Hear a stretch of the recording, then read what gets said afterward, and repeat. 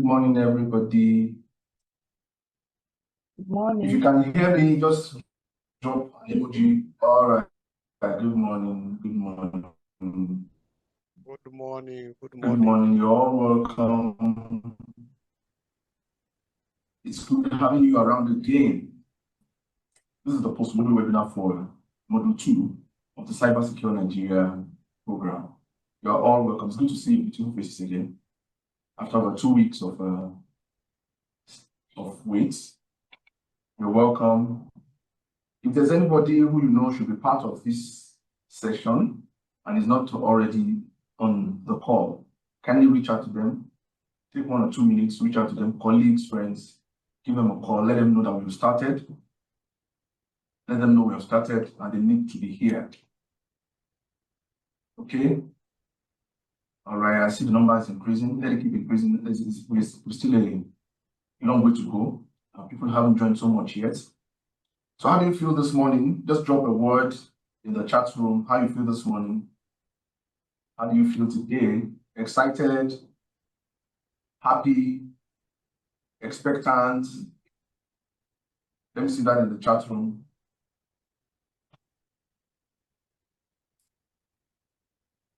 I, for one, am very expectant of today's session. I have so much expectations of it. And I believe that you also do. Okay? Please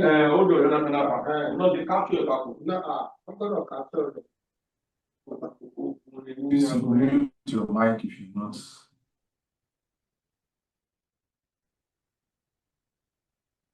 I will do that. All right.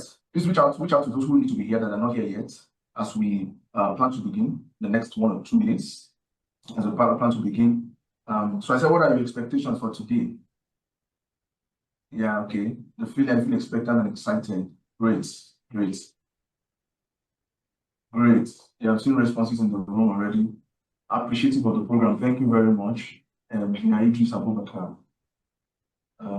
have more. And please reach out to those who need to be here, that we are waiting. Let them know that they need to be here and participate in today's post-module webinar. It promises to be exciting, promises to be enlightening, promises to be educative today. Now, I remember in the course of the week, there was a poll on WhatsApp, on the WhatsApp group, and it was about, let me try and see if I can find that question. It was interesting because some people were honest enough to tell us what they were going to do. And was a poll, it said, imagine you mistakenly receive your spreadsheet containing staff salary information, students' records. We had option of delete it immediately, forward it to the intended recipient, inform the sender and report it appropriately, which are the most responsive. But the last one said, take a quick look at your boss's salary list first. Let's take a quick look at your boss's salary first. And some people were honest enough to pick that option. I appreciate personally your honesty for that option. There was no right or wrong answer, really.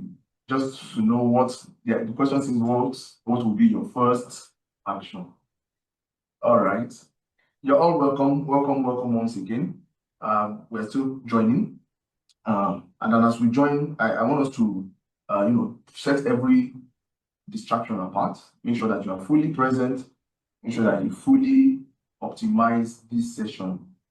And make sure that all distractions are relegated at this point. In a few minutes, I'll be introducing the project coordinator who will run us through some information. And then also after that, this morning we have a guest facilitator who I'll be introducing also in due course. All right, and after that, we'll have a question and answer session. Questions from this webinar or this module 2. And then also, after that, we can entertain questions from the previous module 2 or other questions that you may have for us. And then after then, we'll close the session. It promises to be very enlightening this morning. and I'm very hopeful that I won't spend more than the scheduled time for this session. Once again, you are very much welcome. I have the pleasure this morning to invite Dr. Eka to the project coordinator to give us his opening remark for this module 2. Welcome, sir. All right, thank you very much, Tolu, and a very good morning to everyone.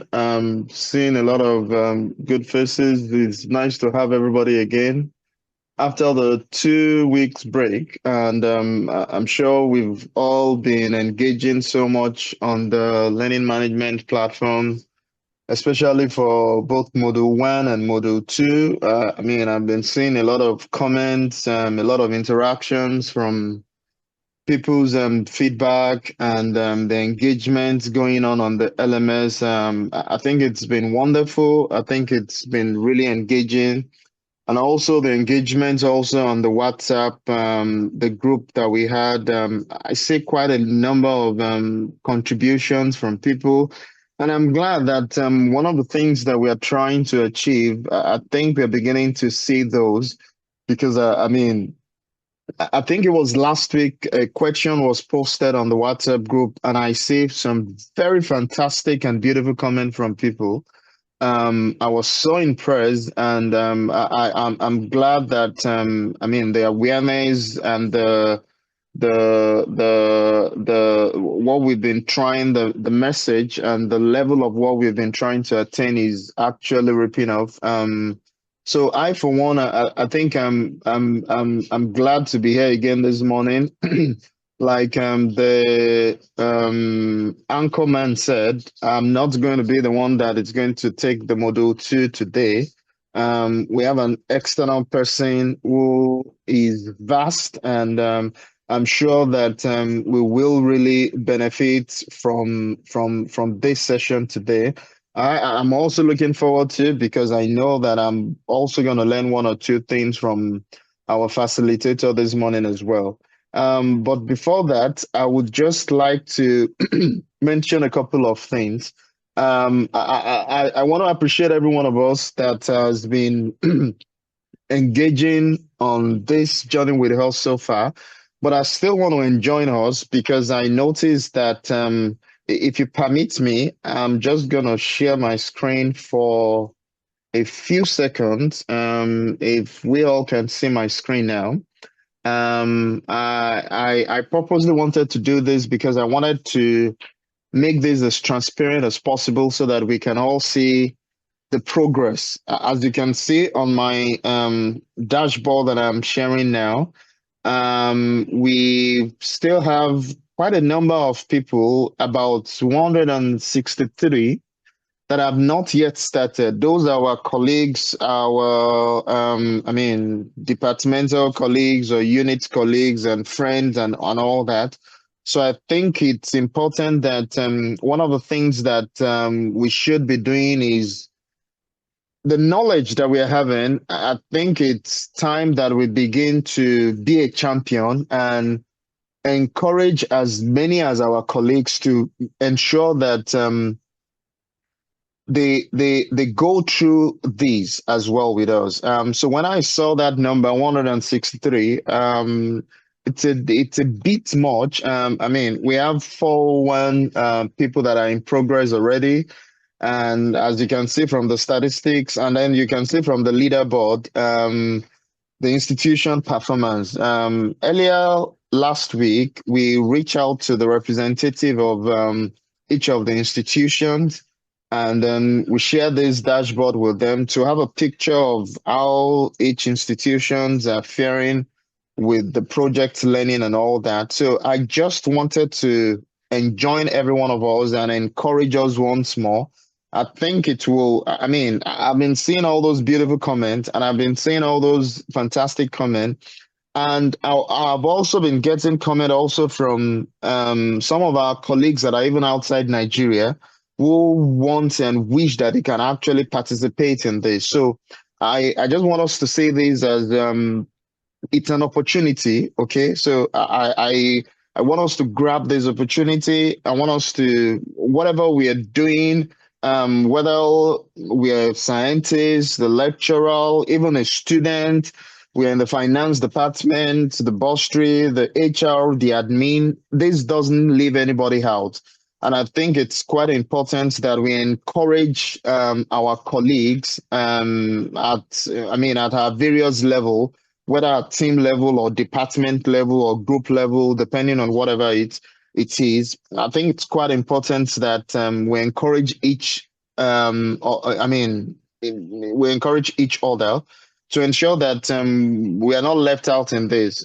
So I'm hoping that in the next 2 weeks, when we are meeting like this again, that number, that statistics would have dropped. Instead of having that 163 that are not yet started, we will be having something lower than that, maybe 3 or 6 or something.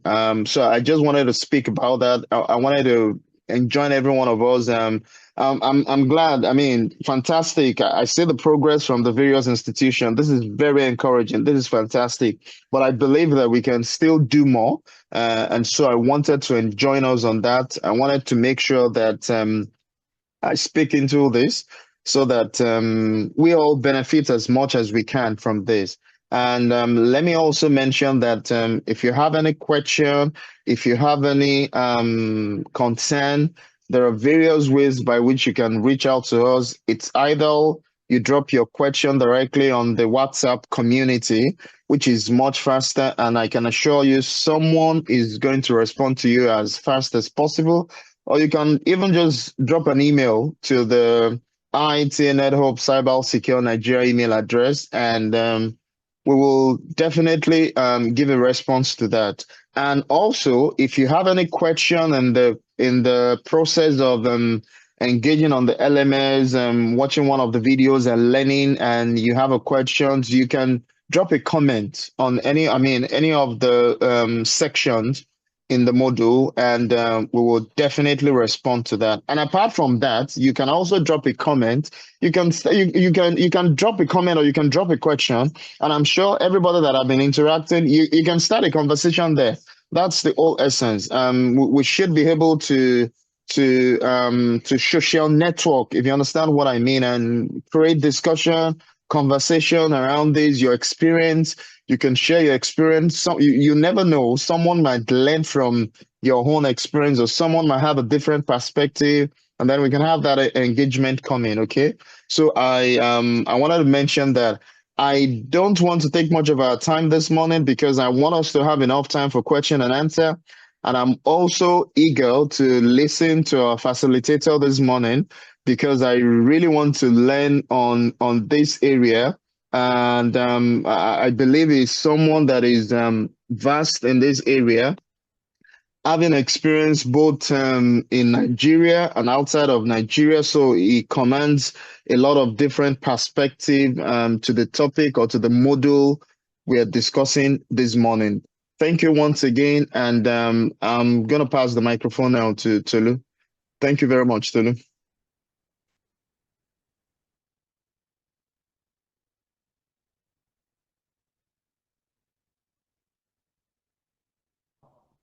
Thank you so much, sir. Thank you, Dr. Cliff. I do hope that we all have, gained something, one or two, from what he said. Those who didn't find their institutions in that dashboard that was displayed, a performance or progress report has been sent to representatives of each institution. So you could reach out to your representative to know how well your institution has fared or has participated so far in this program. All right. Let's do a bit of housekeeping. If your name on the meeting is not your real name, kindly rename your device. All right. Kindly change your name in the meeting. I see somebody ANN. Please change that. I know that will be your institution, but we prefer that you have your name as you bear it in the meeting. All right. Please make sure you do that. Thank you very much, sir, once again. Next, I will, so that we'll go into the meat of this meeting. Next, I will have the singular pleasure to introduce Mr. 1 second, please. Our guest for this morning in person of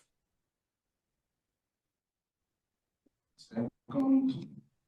Need to read this. All right. There's our guest facilitator this morning in person of Mr. Folahomi Ubungbodede. In a few seconds, let me just give you a brief on him. Mr. Folahomi Ubungbodede brings a depth of academic grounding. He holds a master's degree in information security and digital forensics from the University of East London and a further master in computer science from the University of Abuja. Built upon a Bachelor in Computer Science from Adekunle Ajasin University. He is currently concluding his doctorate from the Rome Business School. It is a path that has taken him from the fundamentals of computing all the way to the strategic management of information risk. Credentials on paper tell only half the story. Mr. Ubungbodede is a practitioner shaped by global exposure, having pursued professional and executive programs across the United States, the United Kingdom, India, and Ghana, including at institutions such as Harvard Business School.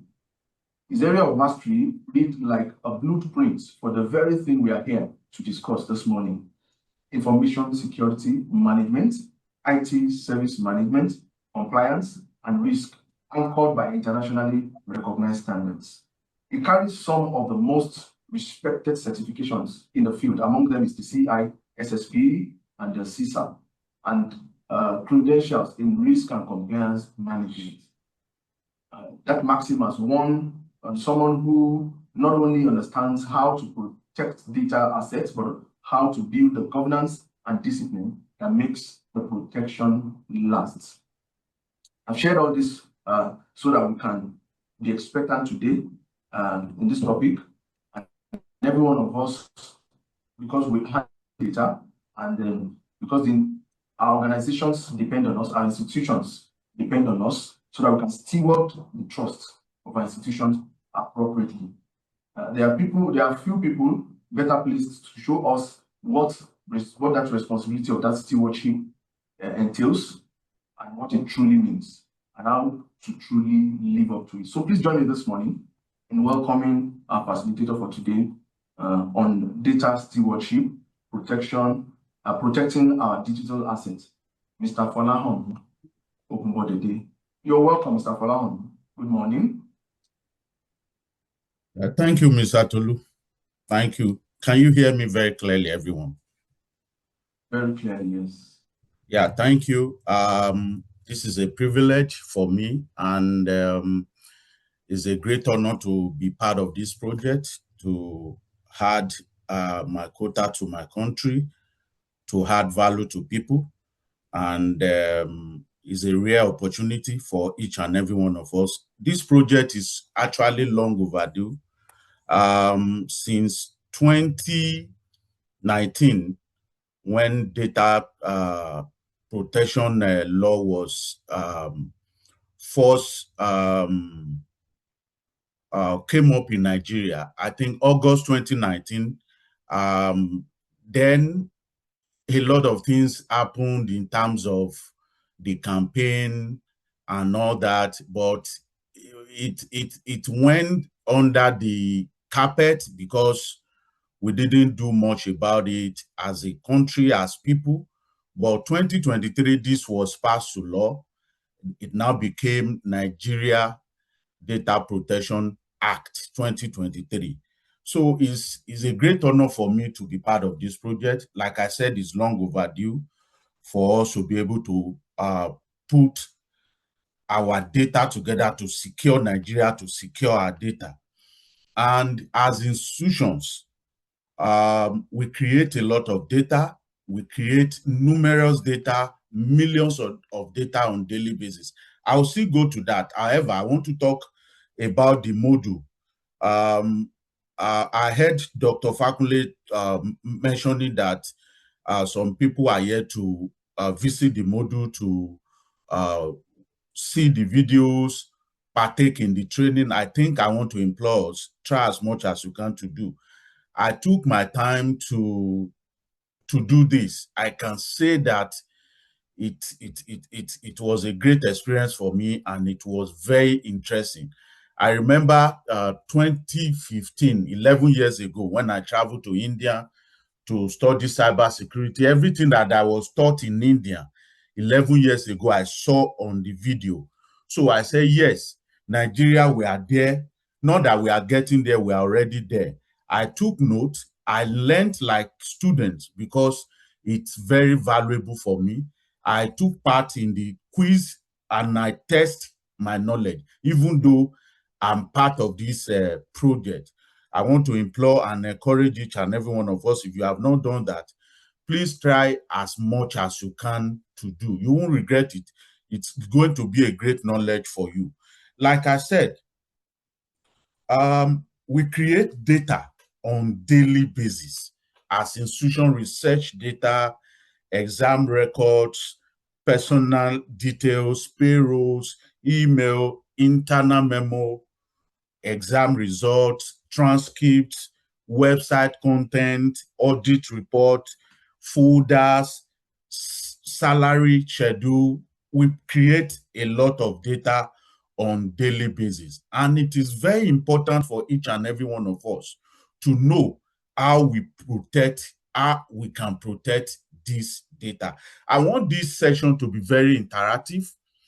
I want you to note your questions, ask your questions. Even myself, I have a lot of questions that I've even asked Dr. Fakunle directly after I had my quiz on the module, and which he was able to explain to me, because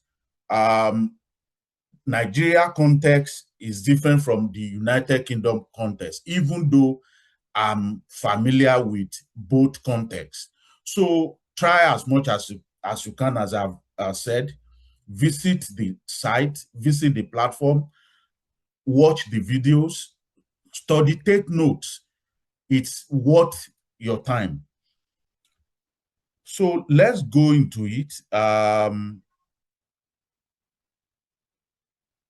I think everyone can see my screen.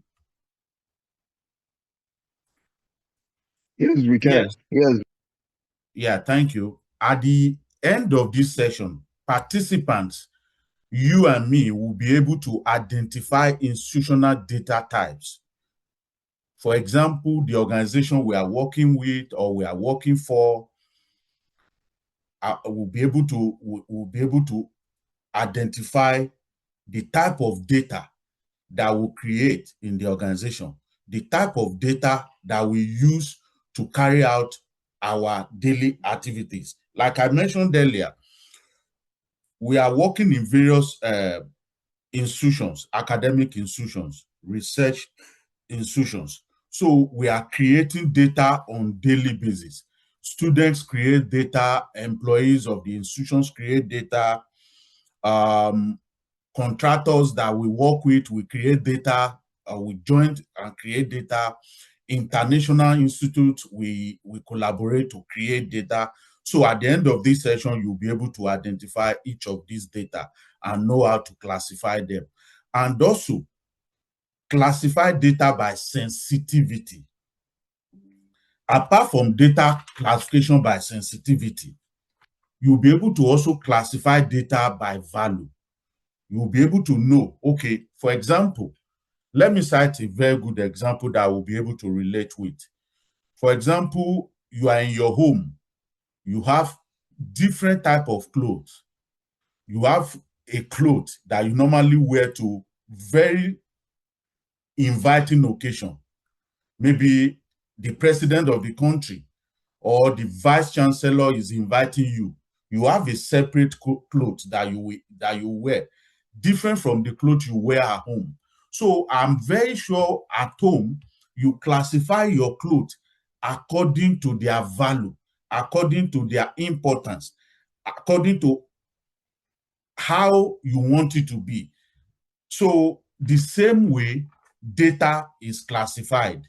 Data is classified based on value, based on its importance, based on how sensitive such a data is. At the end of this section, you'll be able to know that, okay, I've been able to create this data. Is it sensitive? Is it highly sensitive? Is it non-sensitive? So we get to know this as we move. Also, you will be able to navigate compliance frameworks. For example, institutions, academic institutions, research institutes, we have some regulatory bodies like NUC, JAMB, TED Fund, MBTE. Each has data handling expectation for each institute. So at the end of this class, you will be able to navigate these compliance requirements. And also, you'll be able to differentiate between the GDPR, which is a global hat, and our own NDPA, which is the regulation that is related and the hat that is related to our own working environment. Of course, GDPR is globally is related to all institutions globally. Can the hat or the regulation has impact on our working environment? In this session, you'll be able to know that. So, and also apply secure data practices. If something is very important, if something is very valuable, like data, you'll be able to secure it. You will know how to secure it. For example, the first module, which was delivered by Dr. Yinka Fakunle, we were able to discuss password, how to identify phishing, browsing, devices, how to store our data and keep our data very securely. It made mention of backups.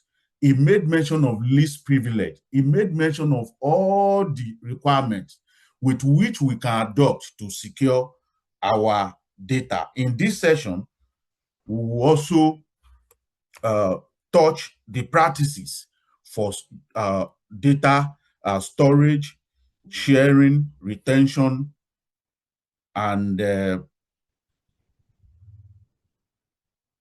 how we dispose data.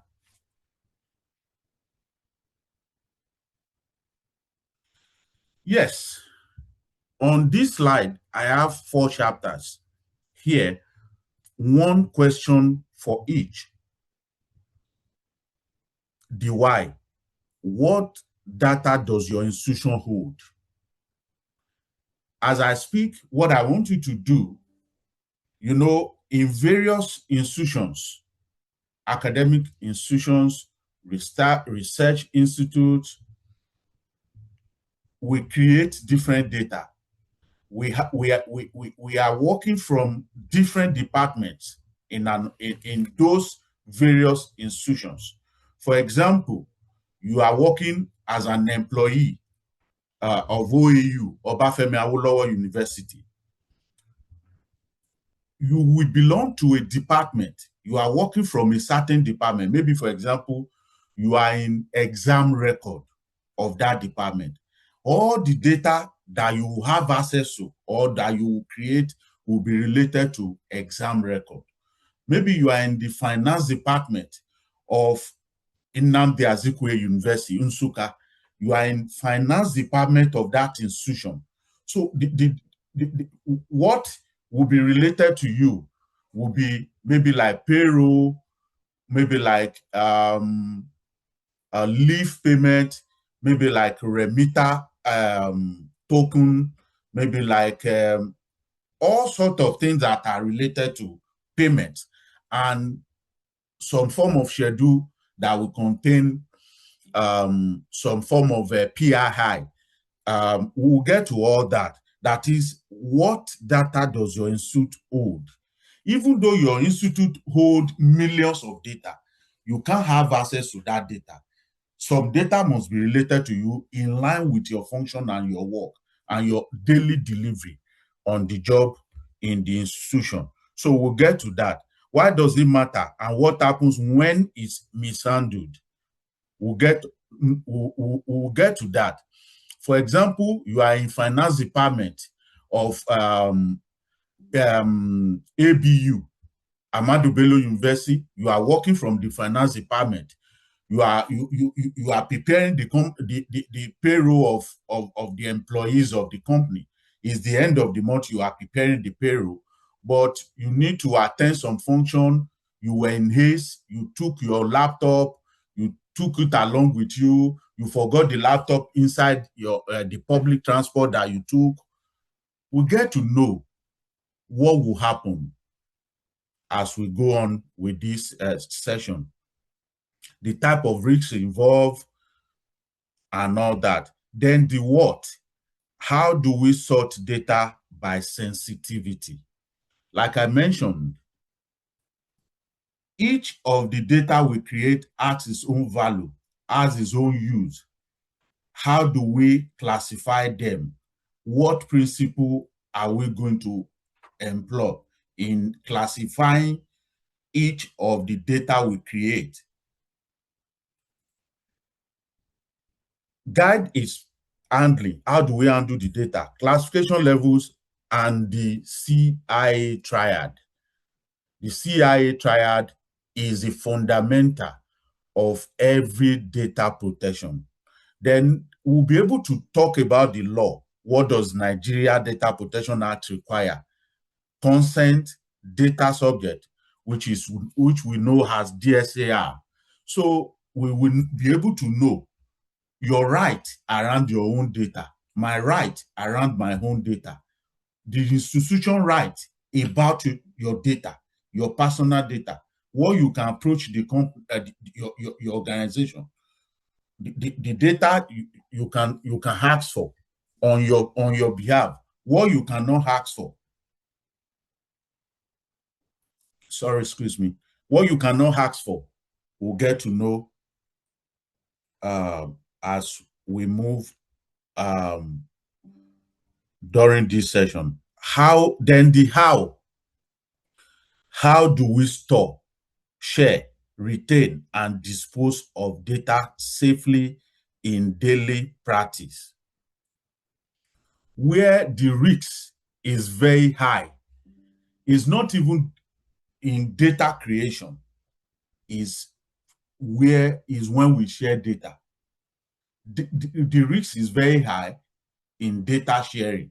For example, you are going to load some data on your institution main website for the public to see.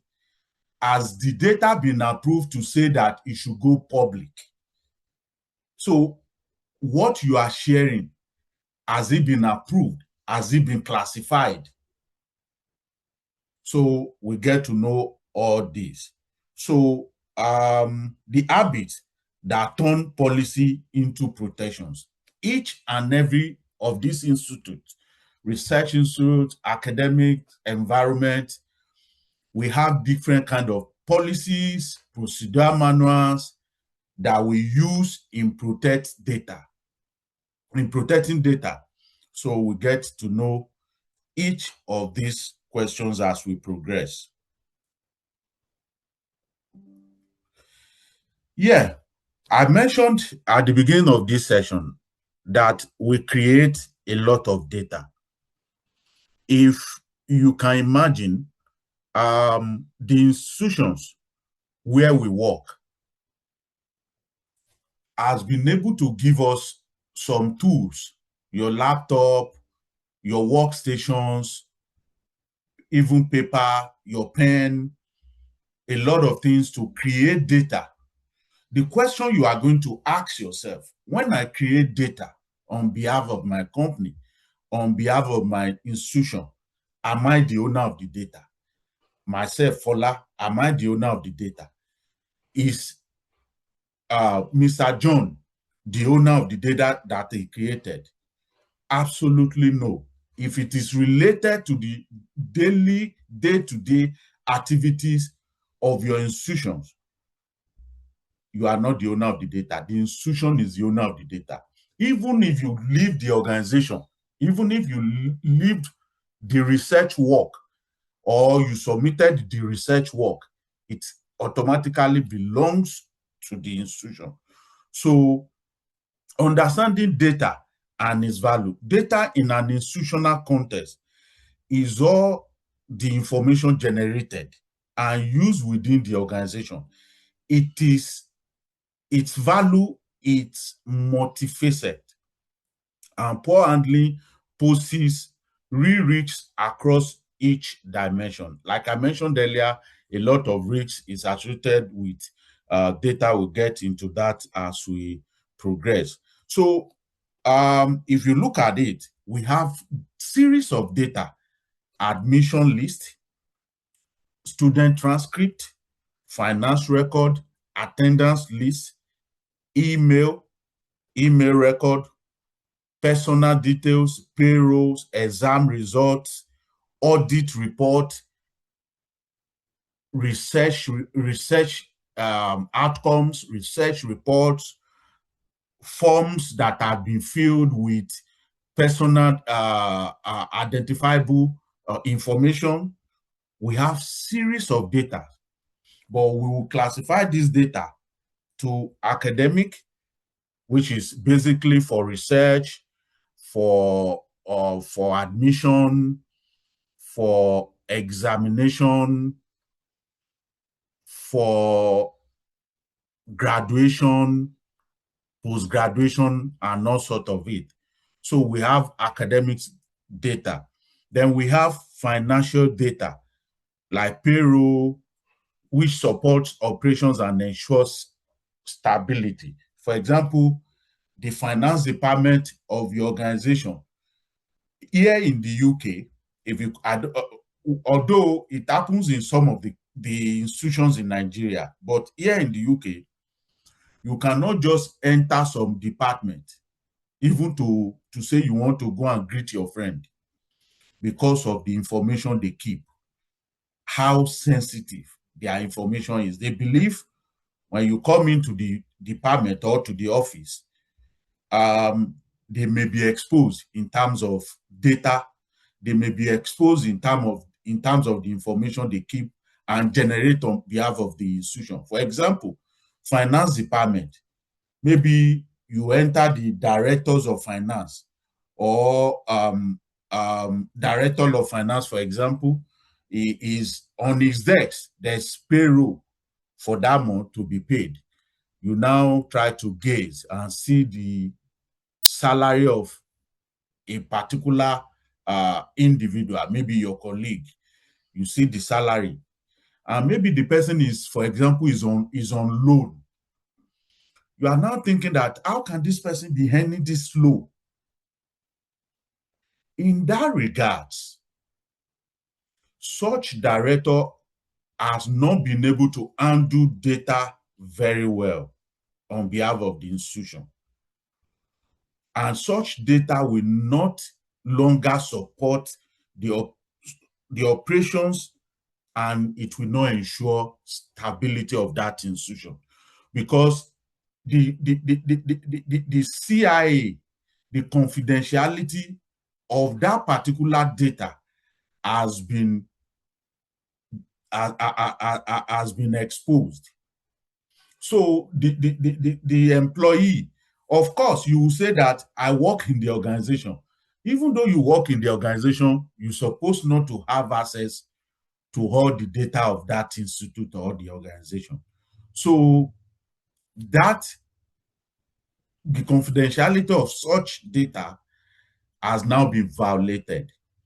Such employee may go and meet that colleague to say, but I think you are a manager. Why are you earning 10,000 naira on monthly basis? The person, the colleague will feel so disappointed in the finance team. He will lack trust of the finance team, and that is local data breach. Local data breach. Of course, it's not out there, and we don't know who the person will also go and tell that Mr. So-so, Mrs. So-so is earning this amount. Or on the other way around, maybe, for example, you are in the same level with a certain employee because you have been able to assess the payroll of that particular institution you now feel that this person is earning more than you. You start querying, you start asking questions. That is not good enough for the institution, and that is data mishandling. Here in the UK, you cannot even know what Mr. A is earning. You cannot even know what Mr. B is earning. I've never even set my eyes on the finance team before. I've never even entered their office before because they will ask me, what am I looking for? Even the HR department that are keeping employees' record, there's some level of privacy which are called to such department because they keep a lot of sensitive record. They keep our PII of individual in the institution. When I say PII, we'll get to that as we move. Then we have reputational. For example, build trust and maintains institutional standing. I mentioned it earlier. You know, when data is exposed, one sad thing about it is it will lead to reputational damage of such institution. People will say, don't mind them. Before you know what is happening now, my record will be flying around. They won't trust the institution again.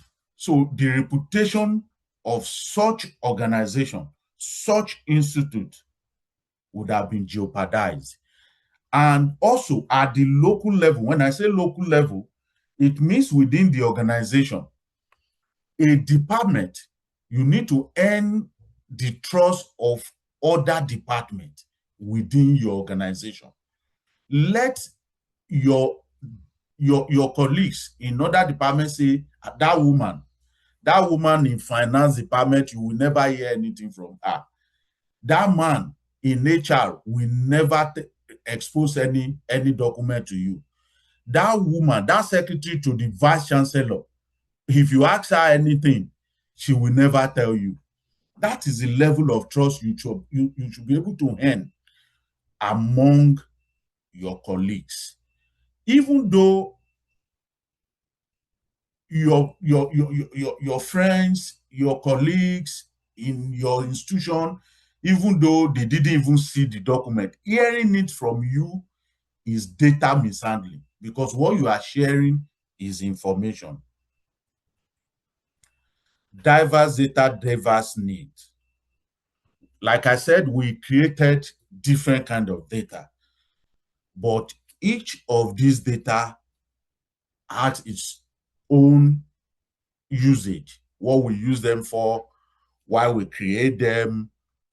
Data is very, very important to an organization, even for business continuity, to continue business.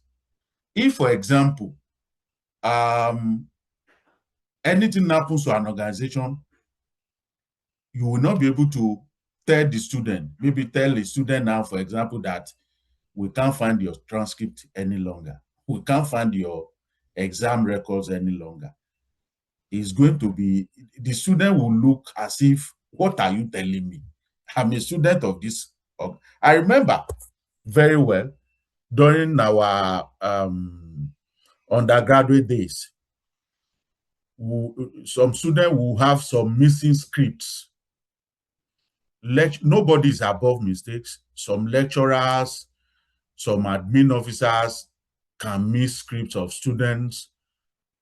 But at the end of the day, there should be maybe some form of remediation to such.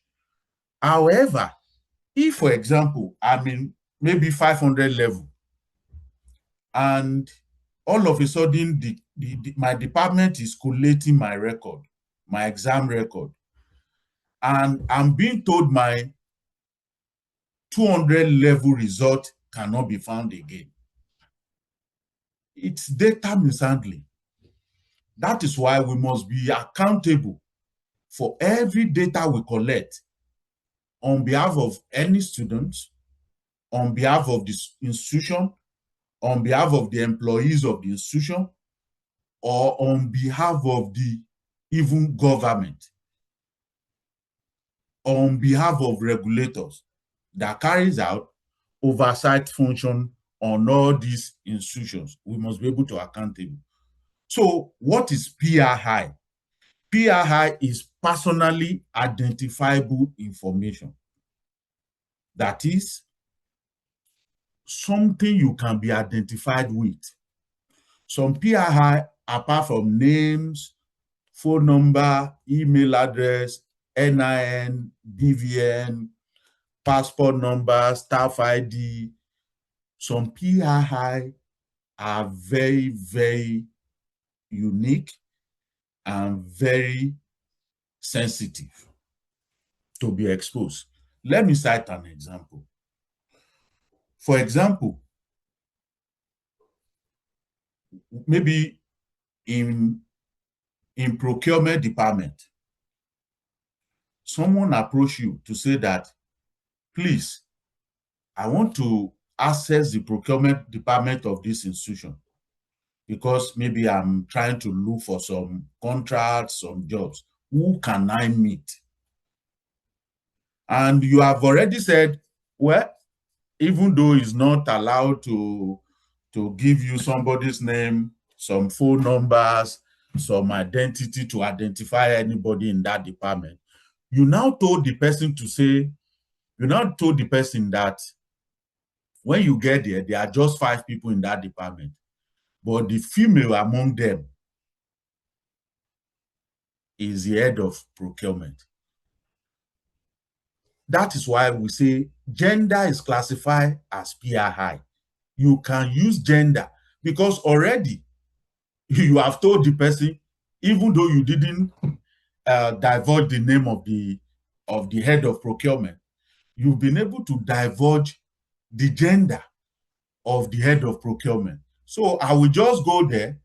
Any female I see in that department is the head of procurement. So apart from name, phone number, email address, NIN, passport number, we have fingerprint, age, even department, gender, biometric data, health information as PII, because you can easily use this to identify someone. You just say, go to the house. If you see the man that is not working well, that is health-related issue. That is the man. That is him. So all that are classified as PII. Any document, any data that is carrying this, any document that we've created that is included, all these that I've listed are very, very sensitive, highly sensitive.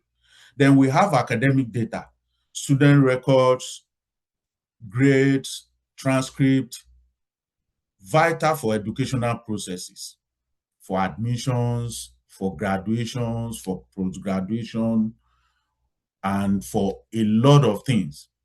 For example, when I was studying on the platform, reason why I encourage each and every one of us, please go to the platform and study. It's worth our time. When I was studying on the platform, there was a question, one of the quiz questions. It says, can a student request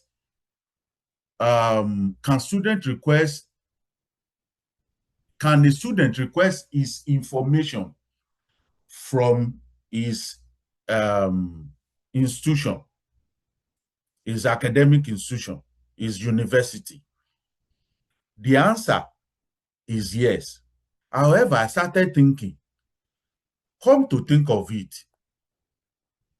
I asked Dr. Yinka Fakunle this morning, and he was able to explain to me and he told me very well, very clearly to say that even though the answer is yes, it's not all document that belongs to you as students that you can approach the university for or the research institute for. It lists a series of examples. We were able to discuss it. For example, you are entering as an undergraduate. You've submitted your WAEC result. You've submitted your JAMB score. Then you are now in 300 level. You now come back to the school that you submitted your WAEC to say that, can you share my WAEC result with me? No. Because at that point, you submitted it maybe 2-3 years ago, is for your admission. It has become the institution's record as your admission record. Even though it's your result, your WAEC result, you don't have access to it anymore. You can't ask the institution for it anymore. You can only go to WAEC office and request for it. That is when you can have access to it. But what can you have access to? Maybe, for example, your academic result, your transcript. Those are the things you can have access to. Then we have research data, intellectual property, and unpublished findings. Crucial for innovation. For example, we need to take research data very well. We need to undo it with care because of its value, because of its purpose, because of how useful it is. Data is like oil. Data is like blood. We walk, we make decisions, we arrive at some strategic planning because of data. That is how important data is. Then we have financial data, which I've explained extensively. We have payrolls, transactions, accounts. Those that are working in this department need to guide them, handle them with care, need to know that it is sensitive. You cannot be in HR and you'll be having access to some legal document if you are not supposed to have access to them. The moment you have access to them, confidentiality of that particular data has been jeopardized with. The confidentiality of such data has been violated. And you cannot be in procurement department and you are having access to what was budgeted for a particular project. Maybe it's in the VC's office, maybe it's in the MD's office, maybe it's in the director's office. Such data should be kept jealously because they are highly sensitive to the organization. Institutional data, internal communications, strategic documents. Why, for example, a lot of people think that hackers only look for money. Some hackers will not hack your document because of money. Some competitions, some competitors organization, we get we recruit some hackers to get access to your strategic plan so that they can be able to compete with you very well. As maybe now this is maybe like, let me use 2 banks as example. 2 different banks. Bank A has been able to prepare a strategy, maybe 2026 to 2027 strategic plan. Bank B can, because of the controls, the tools that IT keep to monitor all this data, Bank B may not be able to access this data. It can hire a hacker to get hold of that strategic plan so that he will want to see what Bank A is up to in 2026, in 2027, because they are competing in business community, business environment.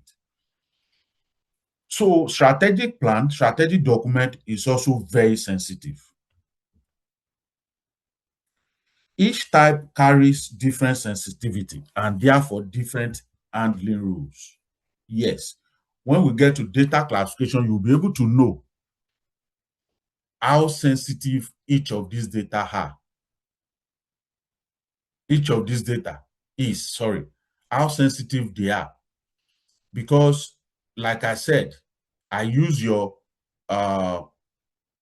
wardrobe, your clothing set as example.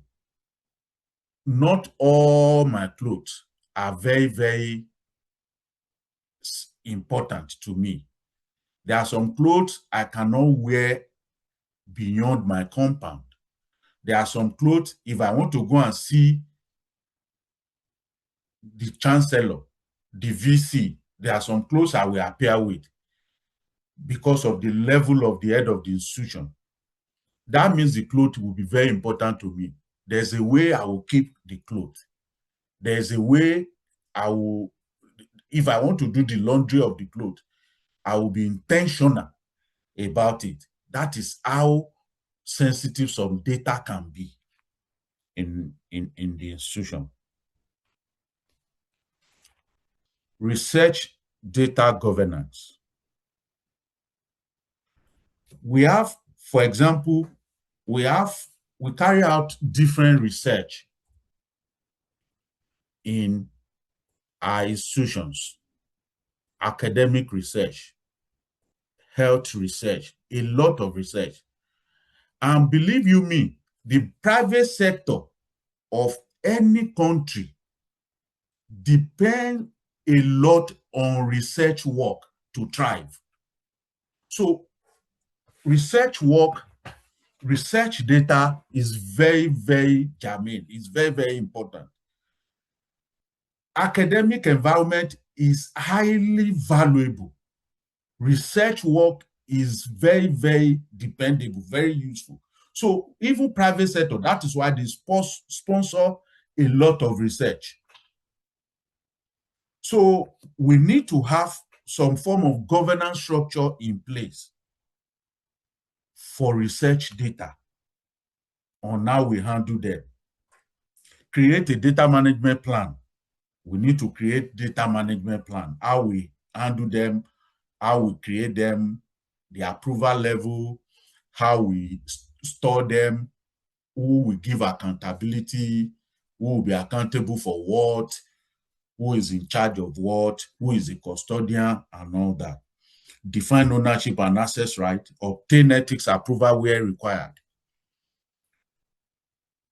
There are some data that shouldn't go out of an institution without the approval of the head of the institution. It may lead to regulatory sanction.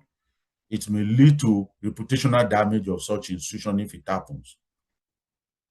Then we need to protect, classify research data appropriately, encrypt sensitive data sets.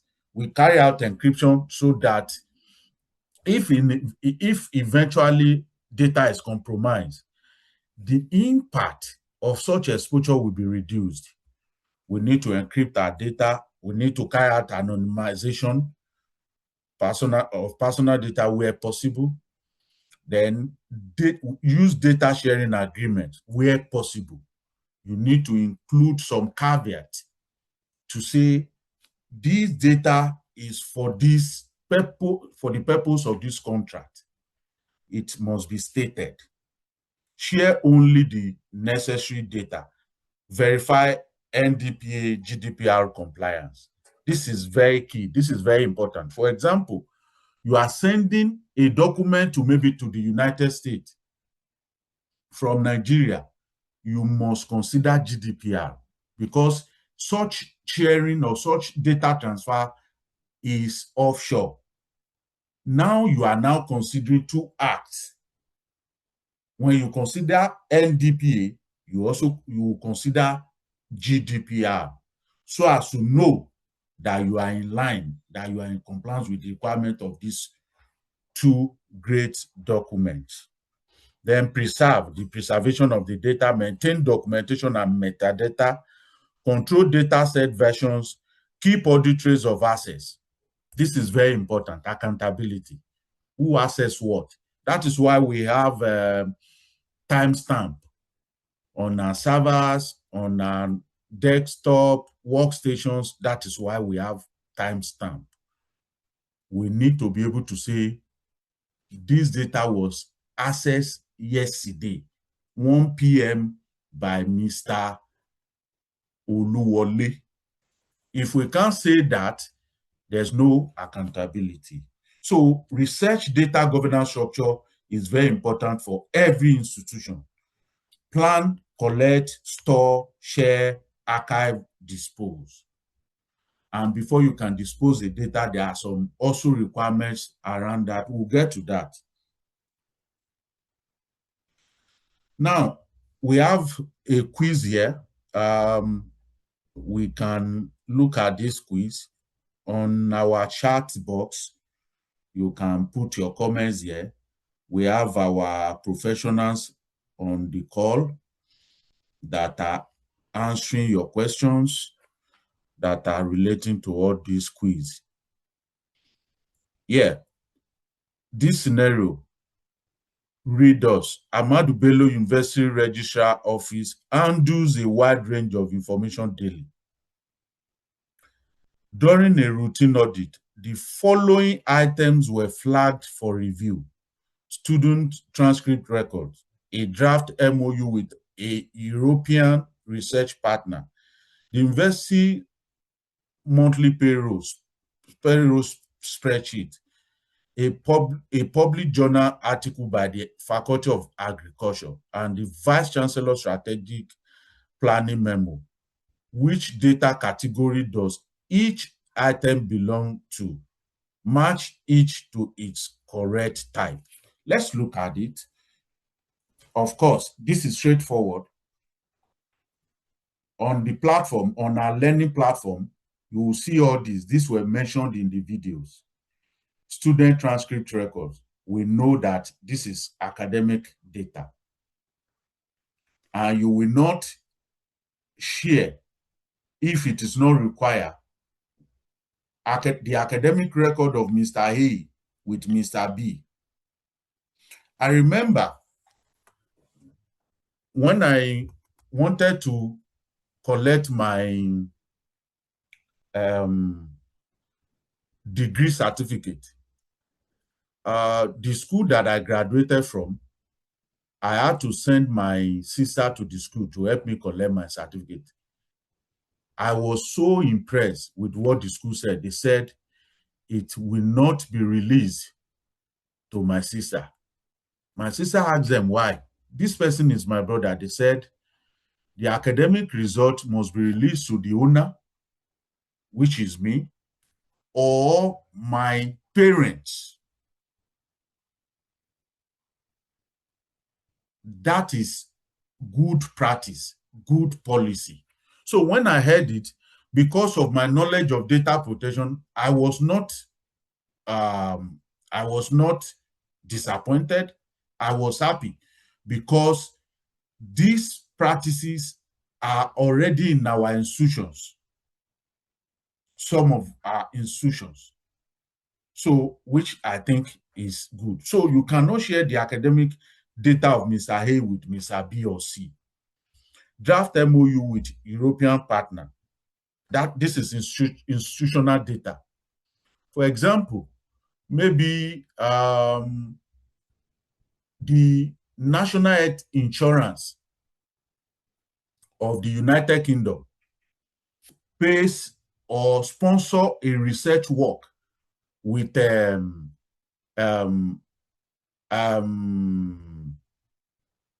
Azikiwe University on maybe on health-related research. Such research is a collaborative effort, is a collaborative research. The outcome of such research or the data involved must be guided jealously. Because if it goes out there, it will cause a lot of issues, sanctions, lack of trust, and all that. So institutional data, we need to keep them very well until it is approved for publication. Then we have monthly payroll spreadsheet, which is financial institutional data. We have published journal article, research data. This is public. Since it's public, it can be it's for everyone to see. We have VC's strategic planning memo. This is another institutional data. The principle of CIA must be accorded to every institutional data. What is CIA? Confidentiality, integrity, availability. CIA is only the authorized user can see the document, can see the data. I use the word see, not even to access it now, even to see or even hear about it. That is confidentiality. It's confidential. Integrity, it cannot be changed. The data is well kept. It cannot be changed. It cannot be, nothing can be removed. It maintains its originality.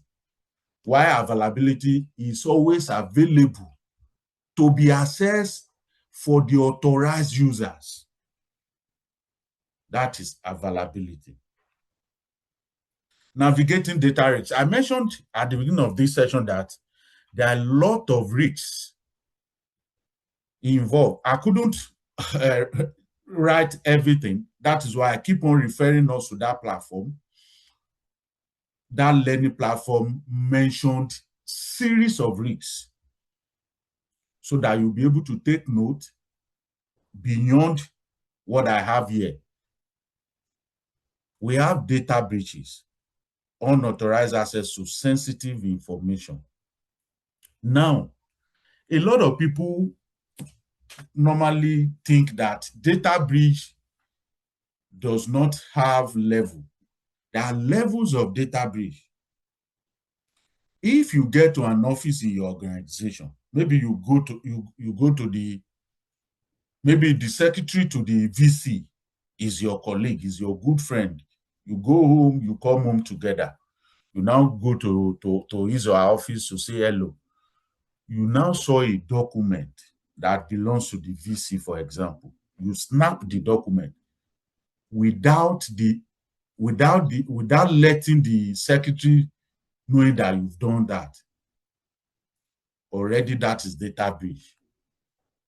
Because that data, you don't supposed to have access to it. You are not an authorized user. Not until when data goes out public. Not until that you have data breach. Like I mentioned earlier, someone have access to another employee's salary in an organization, and is supposed not to. It's a data breach. It doesn't supposed to happen. So that is why it's saying unauthorized access to sensitive information, even though you are working in the organization, as long as you are not supposed to undo the data.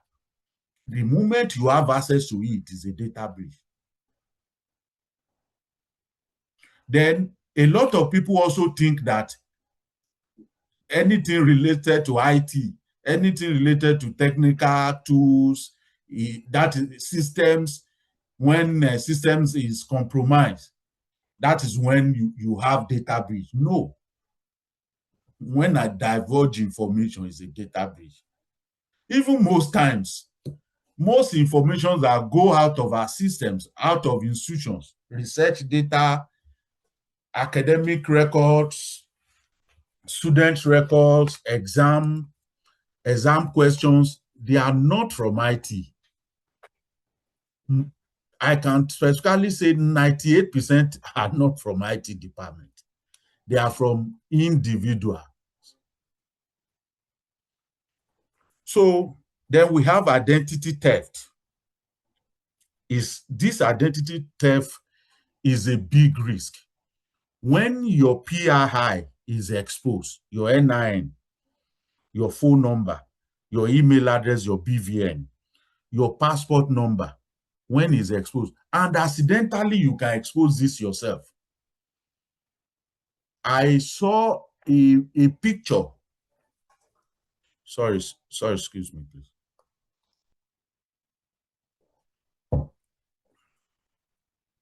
I saw a picture on Facebook some days back. I was just scanning through some pictures at my leisure time. The person snapped herself. Her ATM card was on the table. I zoom it. I saw everything on the ATM card. I just smiled. So accidentally, at times, you can even reveal your PII yourself if care is not taken. Maybe you are in the front of your house. You snap picture. You upload it on Instagram or on Facebook. Your address is at your back. Your address, your number is at your back. Your street address, your home address. You've been able to divulge, or maybe you snap in office one document that is carrying a lot of PII of some other people is on your desk. You didn't know. You were snapping picture and you upload it. People can zoom it and see some academic records that are very sensitive. Some result, some financial records. So when you want to snap pictures, when you want to upload pictures, you have to look at it very carefully. Look at your hands, scan through your neck. Look at the person at your back when you are looking at your system. Because there can be like your friend can come and involve in what we call shouldering. He will stand at your back. You won't know that he's looking at your password. You won't know that he's looking at your BVN. You are trying to transfer money. You are using the school remitter platform. You are using the institution remitter platform, the TSA account. You are on TSA. You are doing some transactions. Your friend is children, your colleague, but you feel that is also working here. No problem. He can memorize everything, and that is identity theft. BVN, everything that belongs to the institution is gone. Loss of intellectual property, compromising valuable research and innovations, reputational damage is a serious risk, erosion of trust and public image. A lot of people don't trust some institutions in Nigeria. A lot of people. They will say, go to the institution before you know what is happening. Their exam records are out, their student records are out, flying around. Even some of us, we will buy Bolly, we will buy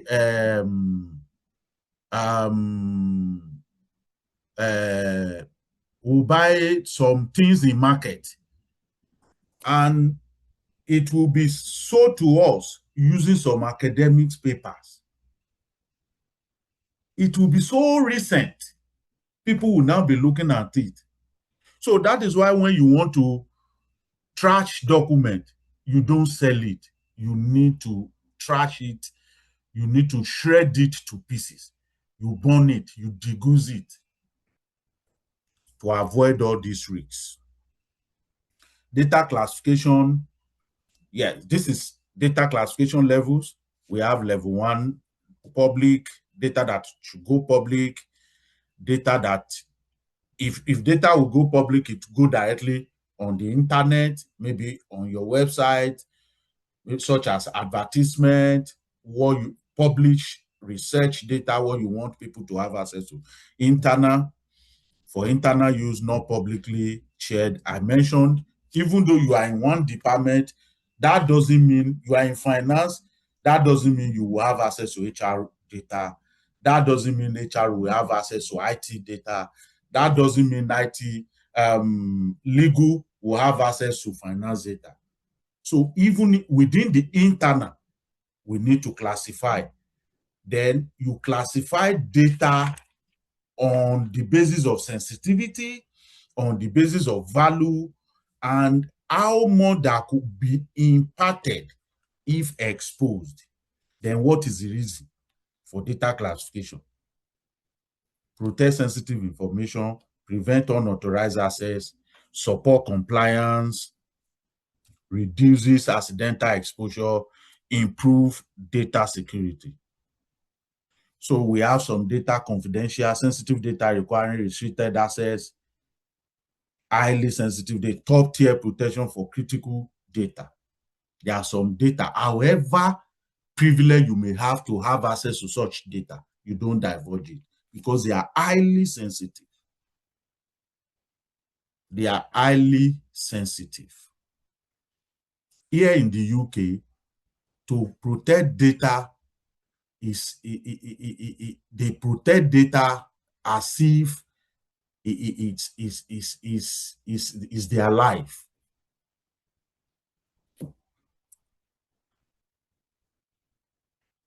Yeah, this is data classification matrix. I've cited series of examples, public research, in websites, do things that you want people to have access to. Of course, will be published on the website, newspaper, news dailies, and all that. It goes public. Any approved platform, internal policies, meeting notes, institutional systems, staff only. And that staff, it also have category, like I mentioned. Even within your department, there are some data the head of department or director will have access to that you will not have access to. Highly sensitive data. We have health record, national IDs, bank details, etc.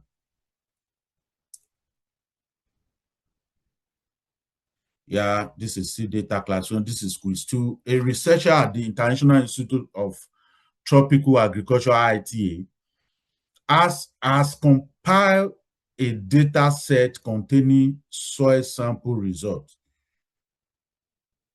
GPS coordinates of experimental farms, and the personal contact details of 120 participating farmers.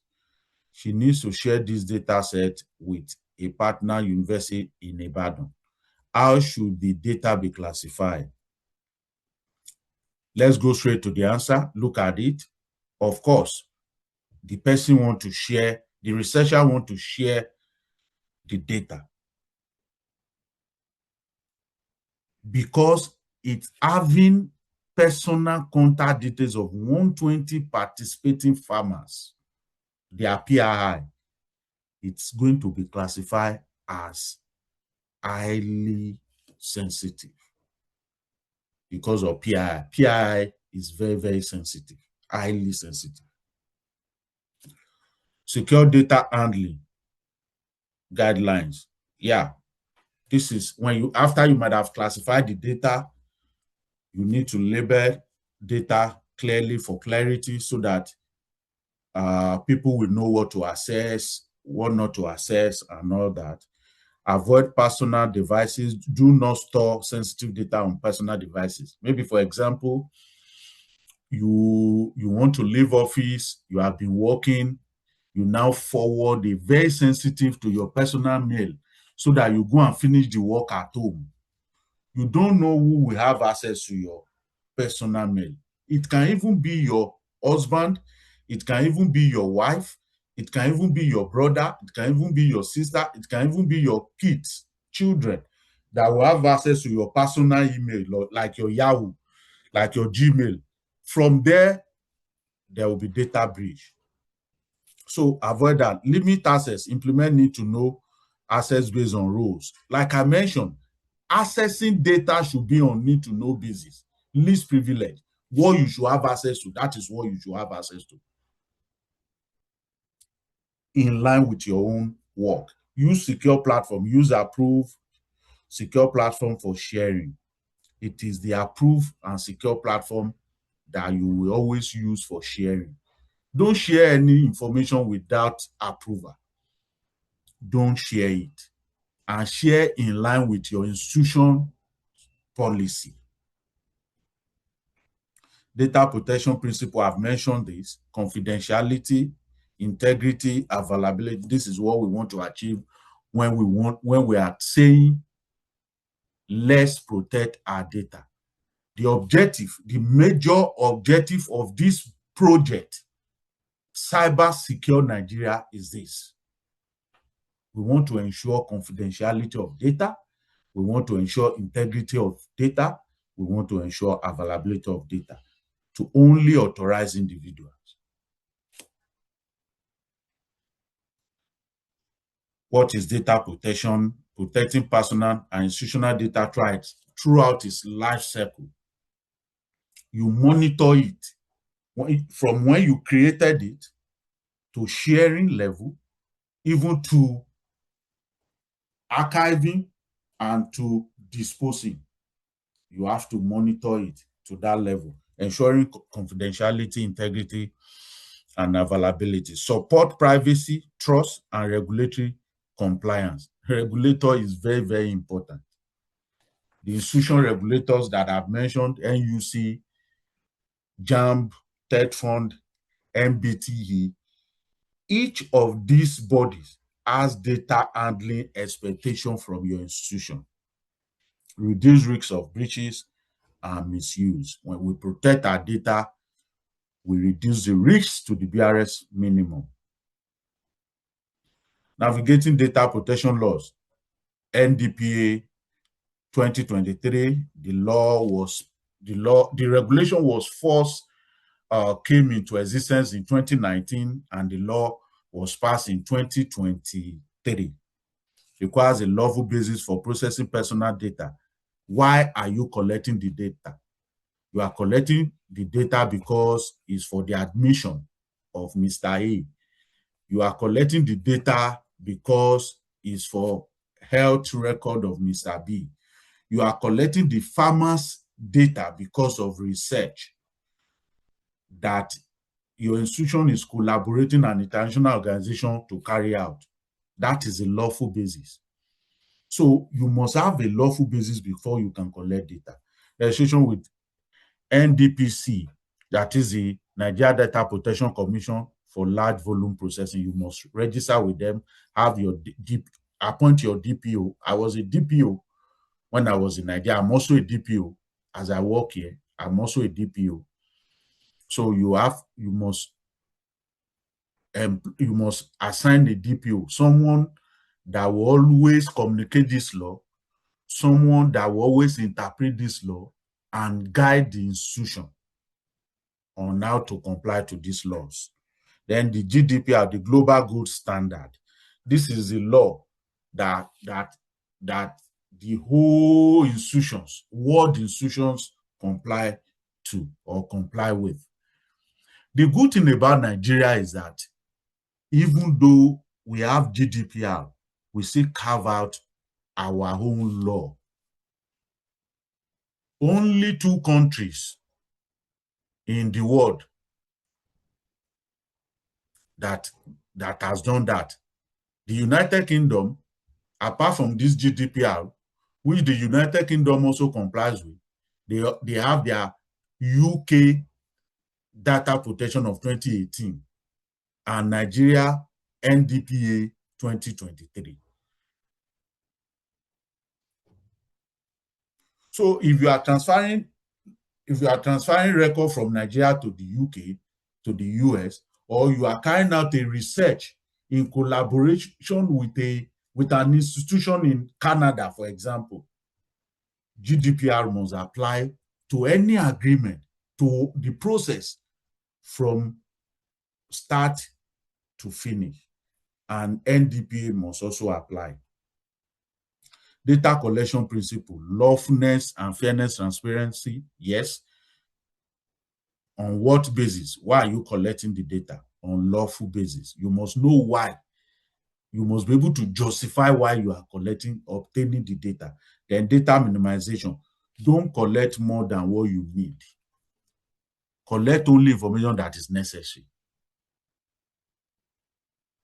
Academic records of Mr. A. You also collected Mr. A's sister's PI numbers, date of birth. No. Only if is his sister that is the next of kin. Not that you collect extended number, no. Only data that is necessary. Purpose limitation. Don't use data more than what you need it for. It can lead to litigation. For example, you collected my record for admission. The same record that you collected from me, you are using it in another thing without my consent. Don't do that. That is purpose. Collect only for specified, legitimate purpose. Accuracy. Keep records correct and up to date. Always ensure that the record you collected is not altered, is well kept, and all that. Storage limitation. Retain data only as long as necessary. This is why we normally have retention policy in institutions. Each institution, you're supposed to have a retention policy to say that our finance record will live with us for 10 years. Upon creation, it will live for 10 years. Our academic records, you determine when it will live. Finance record, HR records, employee records. You now listed it. When it's the time to dispose them. If, for example, you said academic records will live for 100 years, when is 100 years? You must dispose very carefully. You may burn everything to ashes. As at that time, you have that right to dispose that record. And for you to justify your right, you have to communicate your policy to general public to say that this is our retention policy. If you graduated in our institution, after 100 years, you may not have access to any record with us again. So you have to communicate that security and confidentiality protect against unauthorized access, laws and disclosure. Lawful processing and consent. Yes, this is very important. This is where the litigation issue normally comes. You need to inform Mr. A before you start sharing his data with another person. He must consent. If you notice some things, if you are filling some documents, maybe online, you know, when we get to privacy notice, we don't normally read. Try as much as you can to read it. Some of those companies will put it there that, can I share your data, blah, blah, blah, blah, blah. They've put it within what you are reading. Some of them will share, some of them will not share, but you can sue any company that got your data without your consent and use it for their unlawful purpose. So other lawful basis, contractual necessity, legal obligation, legitimate interest. So consent must be sought. I remember I was still in Nigeria. I was in bank that time. So we had another subsidiary that is planning to use the subsidiary is also within the group of the bank that I was working with. The subsidiary want to use our customer data. I was a DPO. That time we were maintaining over 25 million customers. I told them that you cannot use their data until you get the 25 million people consent. That was how the project died. Because you can't get their consent. If you can't get their consent, you can't use their data. So consent is very, very key.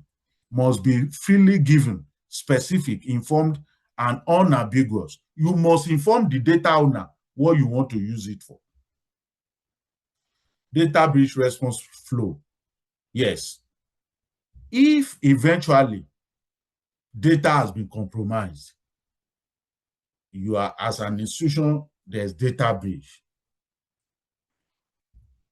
Identify unusual activities or suspected exposure. You need to quickly isolate the systems, revoke account, and stop the loss. Of course, all this will be in line with your incident response plan within the institution. Then access, what data, who is impacted, how many records. You need to know and document all this. For example, in your institution, is the data for 200 level students. You need to, since you have classified your data, you need to be able to know who is impacted. For example, the payroll of your organization is leaked. Who among the institution employee that is impacted is very, very important. How many records? Notify IT security, escalate to DPO. Your DPO must be informed immediately. Determine NDPA duties, notify NDPC and individual if required. It's not you, if you are not DPO, that will notify NDPC. It is your DPO that have that mandate to inform NDPC. And this must be done within 72 hours. Else, there will be fine of 20 million naira or 2% of your annual revenue. Depends on which one is bigger. Document lessons, update controls, prevent occurrence. Yes, at the end of everything, you need to look at it, review your process. Why did this happen? How did it happen? Lesson learned. What did we learn from the data breach that happened? Data subject rights under NDPA. This is also very important. Right to access. I mentioned earlier, one of the questions I asked Dr. Nika Fakunle, that is it every record I can have access to, even though I'm the owner? And he was able to explain to me that no, that is not record. Admission record, the moment you are admitted to that school, the record you submitted is no more your own. It has become the record of the institution. So what you should have access to will now be listed in line with the policy of the institution. Right to as a subject can request a copy of their data. The data you can request for as a student or maybe as an employee is the data that can be given to you. Maybe, for example, I can still go to my school today and request for my transcript. My school will give me my transcript in line with the requirements and policy of my school, of my institution. Right to correction. For example, if I requested for my transcript and I see that a grade was misspelled or miswritten, I can say, okay, it's not accurate. I can call the attention of my institution, of the university to correct it. Right to deletion. Some organizations, I can say, please, my record with you should be deleted. This will be based on lawful basis, and maybe what I wrote to the institution must be kept. Erase data when it is no longer needed. Like I mentioned earlier, right to object. Subject can withdraw consent at any time. Yes, I can say, don't use my data again. Don't use my information any longer. Yes, I've mentioned this. Notify your DPO reports the breach to NDPC within 72 hours. Within 72 hours of awareness exceptions, if there's data breach, what to report, nature, scope, impact, and your response. Late reporting triggers enforcement and fines. Yes. If the regulator gets to know, maybe they got the information not from you, maybe from a third party, you are going to be fined as an institution. If you didn't report your data breach as early as possible. Secure data storage. This is very, very important. Approved drives only. Here in the UK, it is not allowed to use USB at all in our organizations. It's forbidden that you cannot copy company data on a USB unless you get approval for it. We have policy around it. Here, I'm the one that is having the privilege to recommend for the MD's approval if anyone wants to use USB, and it must be solely provided. Such USB must be provided by the IT department, and the document or the information that will be put on the USB must be encrypted at rest and in transit. Encrypt everywhere. Yeah, I've mentioned this. You encrypt data so as to reduce the impact of risks associated with exposure. Then least privilege. I've also mentioned this. Give access only to specific data a user needs to do their job. You are not in finance department. You are asking for finance data. You are not in HR. You are asking for HR data. You want to have access to it. No. Least privilege approach, least privilege policy must apply. And also, there's something we call authorization creep. Authorization creep happens when you have been redeployed from a department to another department, and the information you have access to in your previous department, you carry it to that department, your new department. It will result in authorization creep. So what I always advise is that if Mr. Hay will be moved from finance department to HR, the day it is concluded that Mr. A will be moved from finance department to HR, disable Mr. A completely. When he reports to, you disable Mr. A from the company system, from the company IT, everything. When he reports to HR, the head HR will now fill a new access form because he's now in HR department. Because if you don't do that, he will go to HR. When he gets to HR, he will still be having access to finance documents. We need to be careful. That is redeployment, the risks that are associated with redeployment. Data breach can be experienced through that. Secure data sharing, beware of attachments, lockdown links, public links get indexed by search engine, always set to specify people only. Use secure platform, ShareVap, SharePoint, OneDrive, or approved portals. Don't just send information.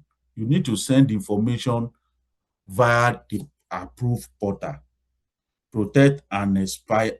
Apply password protection and expiration dates to sensitive documents. Yes.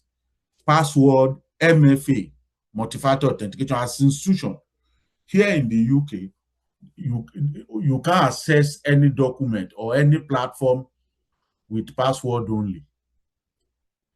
I think it's what we should also adopt in our institutions in Nigeria, multi-factor authentication. After you use your password, you can also generate maybe a token, a code on your phone so that second layer of security will be added so as to safeguard the information. Navigating cloud, the trade-off. For example, we save document to cloud.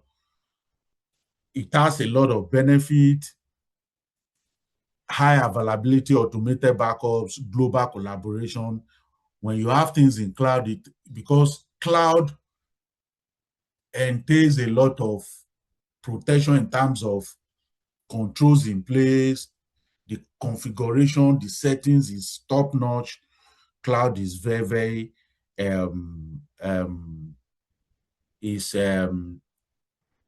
is highly recommended. Enterprise grade only. Use providers with recognized compliance certificate.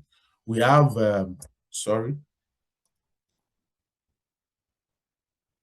we have some globally recognized cloud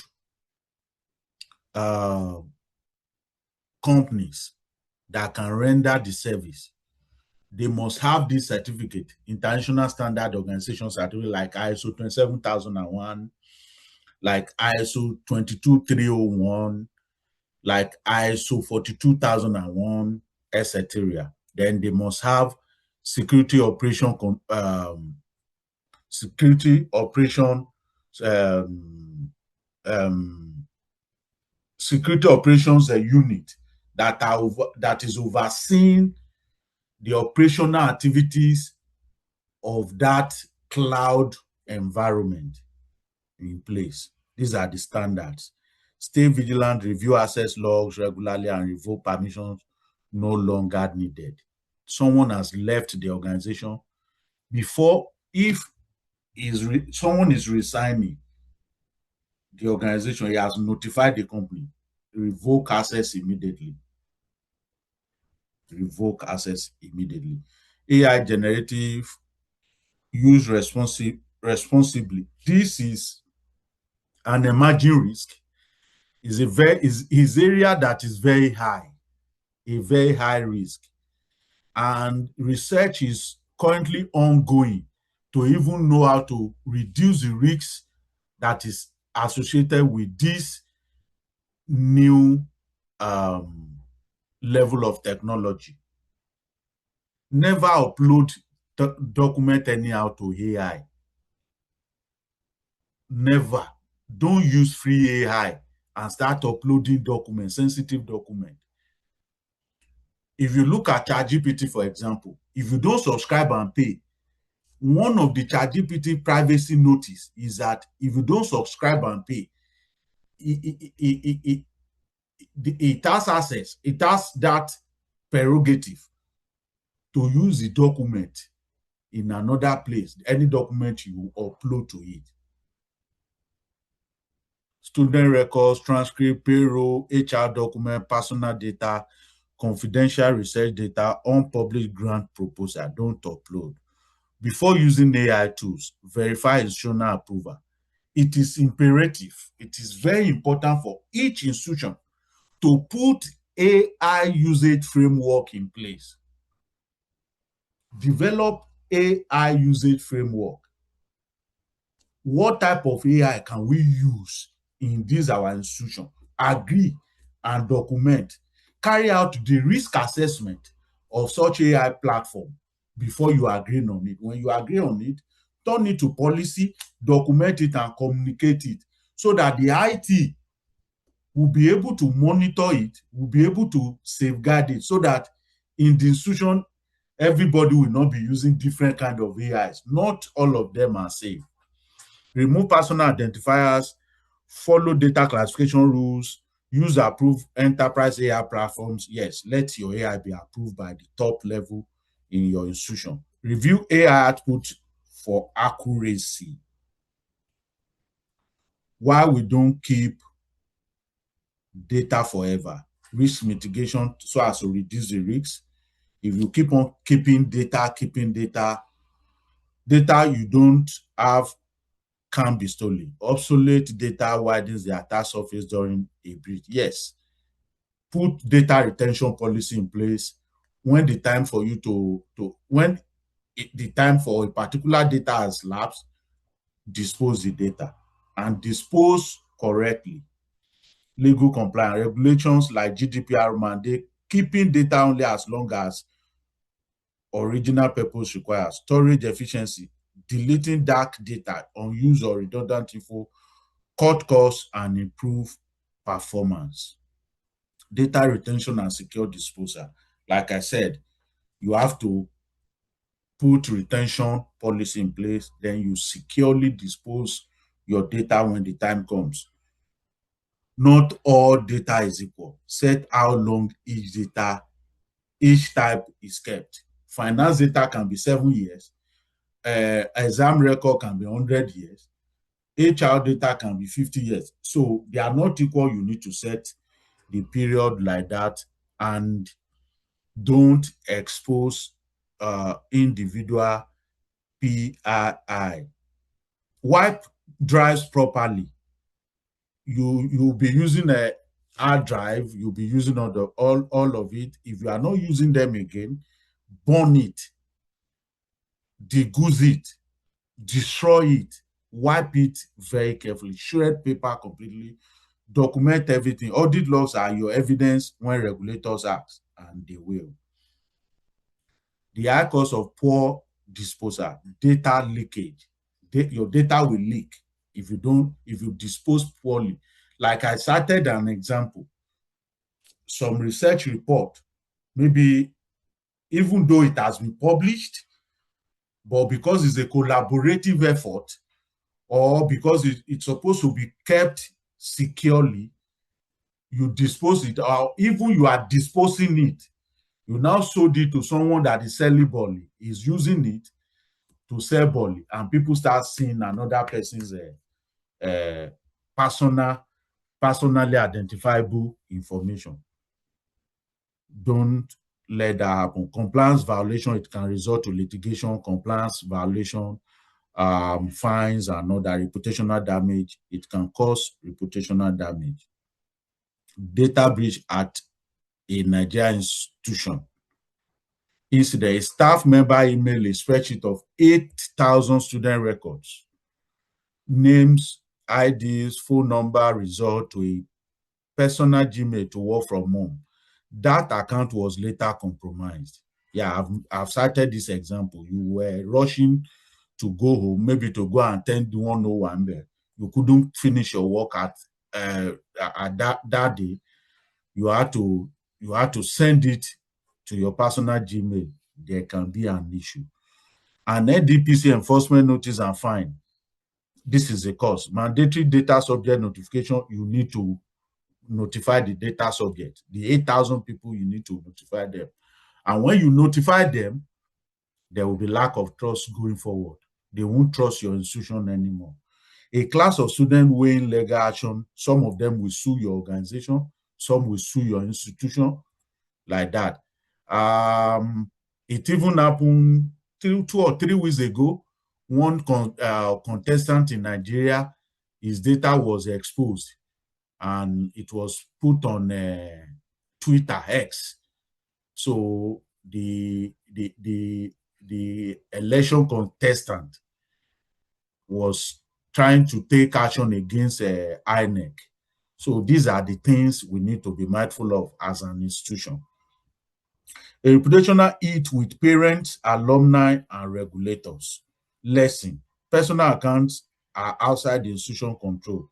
Convenience is never a lawful basis. Build remote work on approval platforms. Don't work from home unless it's approved. If it's approved, IT will provide the platform with which you work. Secure data practices. This is another quiz 3. Dr. Adeyemi at the University of Lagos is retiring next month.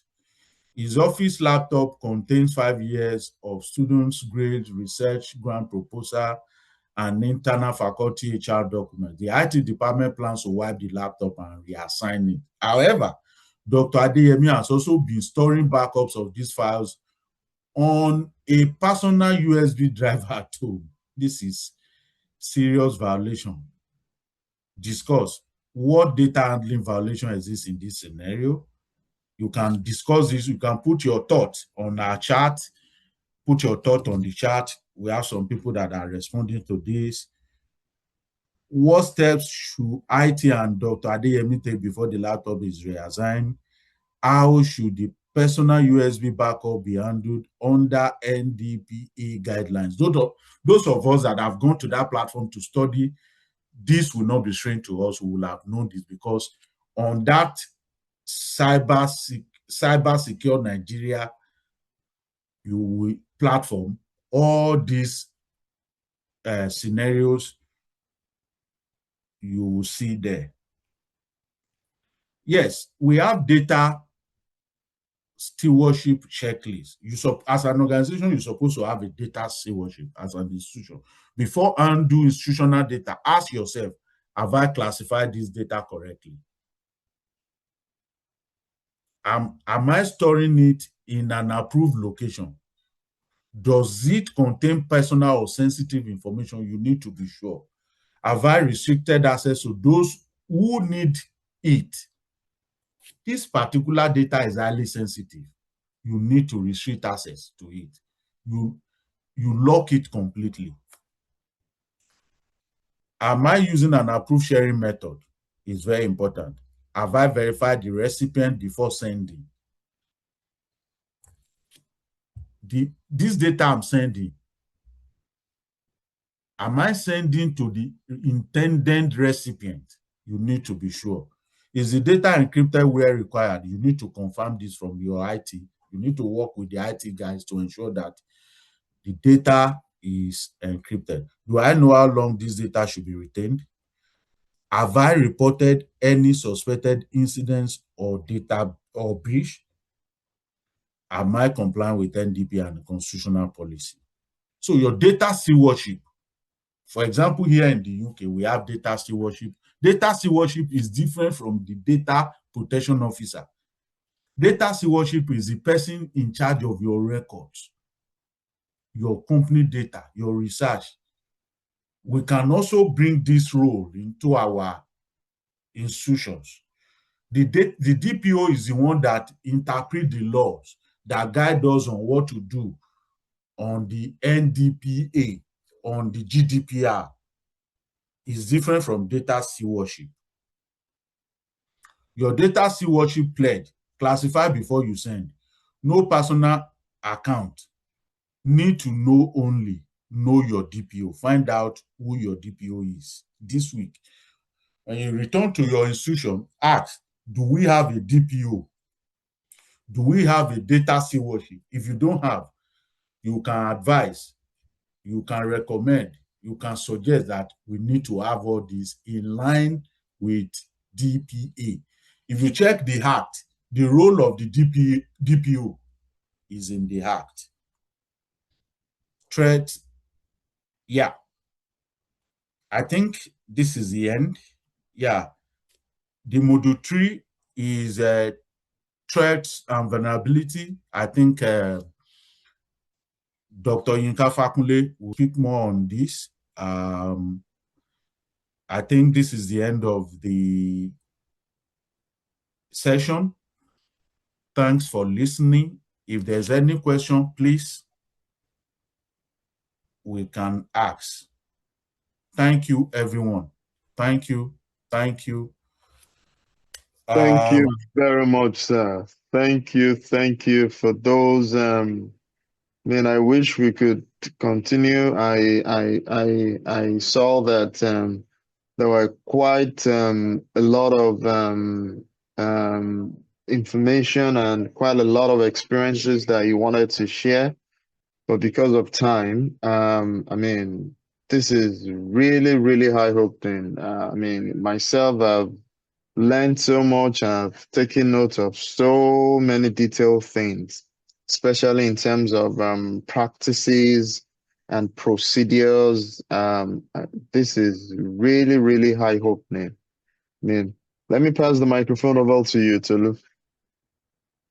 Thank you so much, sir. I've been anticipating too. The last over an hour that we spent listening to Mr. Ogunbodede has been very, very enlightening. A number of things that we've gleaned from that. I want you in the chat room to appreciate our facilitator today as we move into the question and answer session.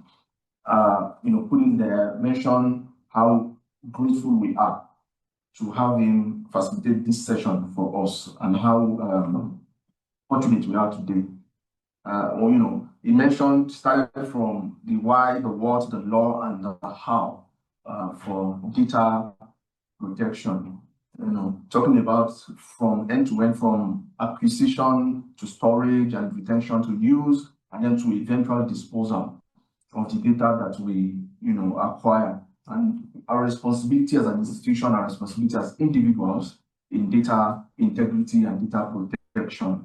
Talking also about the GDPR and the NDRA that was in effect from 2023 in Nigeria. I remember, our questions coming in. I'm expecting that we have questions. We have questions in the chat room. All right. If you would want to speak, you can raise your hand, and then we'll be able to entertain a couple of questions, verbally. All right. So I remember, years back, I was working in a Nigerian institution, in a Nigerian university, and then there was this memo that came around, and then it was like, oh, everybody should submit their BVN and NIN. So the way they went about it, I wasn't comfortable with it, and I did not do it. There was a table on the secretary's, paper on the secretary's table, printed table, that had your name, your staff number, your BVN, and then your NIN. You were meant to fill it in with pen. I did not fill it in. And then later on, they picked it up, and apparently they realized the folly. And then they picked it up and they said, okay, there was a form. Let everybody go and fill that form online and all of that. And a lot of times we get into such situations, but now I believe we are more enlightened. I believe we are more educated about how data is meant to be acquired and used and eventually disposed. Do we have questions in the chat room? Is there anybody who would like to ask questions? Do it signify with a raise of hand, and we can entertain questions in the next couple of minutes. Do I have any? I would expect a lot of questions because I know we all handle data. I also know that many things that Mr. Umedede have mentioned today would have challenged some notions or some ideas that we had in our heads before. Okay? Some ideas that we had in our head before. So I would want to entertain one or two questions.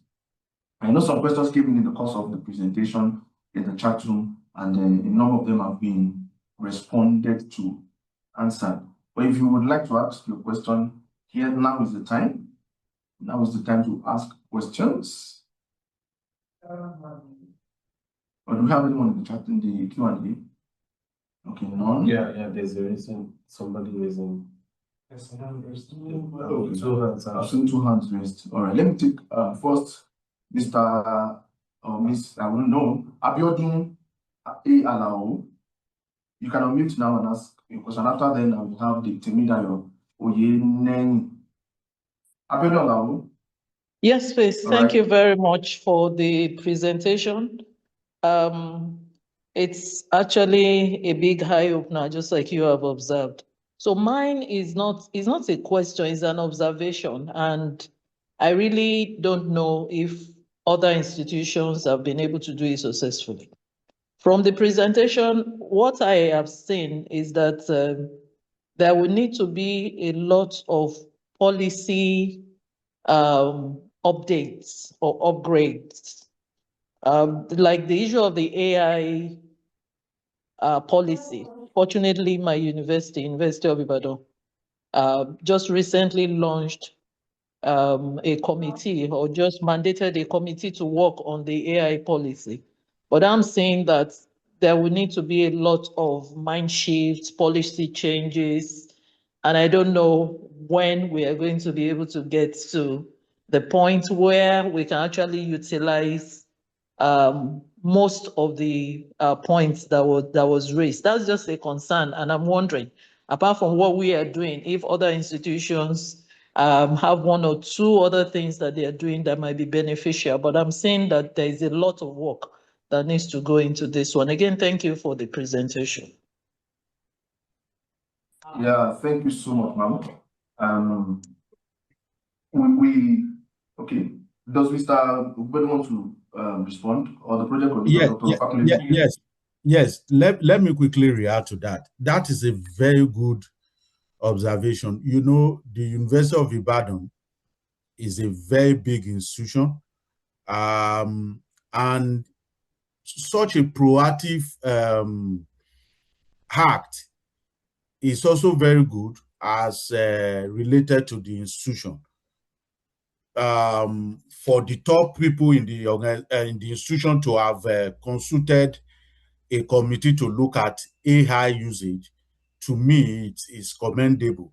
But however, if whatever we need to do, we're supposed to start today, we shouldn't wait till tomorrow before we start.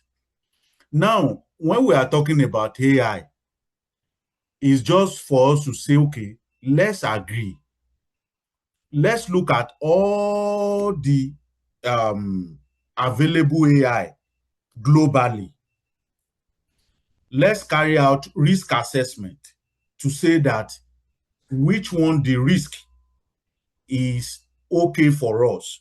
You would have seen, for example, AIs are not produced in Nigeria. AI are produced in countries like United States, Russia, Chinese, United Kingdom. Each of them, each of the AIs has their own risk. So when you carry out risk assessment, you look at the risk. I mean the committee now. When you look at the risks, you see that, okay, we can put up with these risks in line with the activities of the institution. You adopt one AI. Not that you use this AI, you use this AI, you use this AI, you adopt one, then you recommend one for your organization, for your institution. When you recommend one, you now put your policy in place. That policy, the objective of the policy is to be able to communicate to the institution to say that this is the AI we've adopted, and this is the AI that will be available to be used in our systems. So in the IT team will be able to say that, okay, this AI will be allowed in the system. So if any of the employees of UI want to use another AI, it will not be able to be used unless the person is using maybe personal systems, personal phone and all that. But in summary, there are a lot of work to be done, and that is the objective of this campaign. That is the objective of this project, is just for us to start as swiftly as possible. We should not wait till tomorrow. A good step has been taken by UI already. Thank you.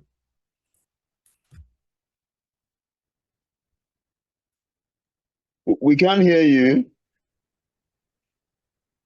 Can you hear me now? No, not you. No, not you. I was talking about Tolu. Yeah, go ahead, Tolu. Okay. All right, thank you. Yeah, so thank you so much, Mr. Umodede, for the answer.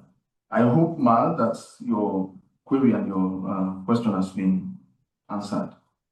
Like he said, that's the purpose of this program. Subsequently, even after the program, after the whole CyberSecure Nigeria project, we can still be in contact, and whatever we can work together on, we're open to collaborating. Okay.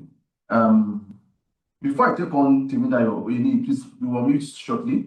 There's a question in the chat room. Yes, okay. So I can take a few of the questions in the chat room. Yeah. There's a question from Stephen Friday. Look at him. He's asking, how safe is the cloud itself? So, yes, so there's the concept around the cloud that I would just need to clarify. The fact is that the cloud is just someone else's computer. So the question you are asking is, how safe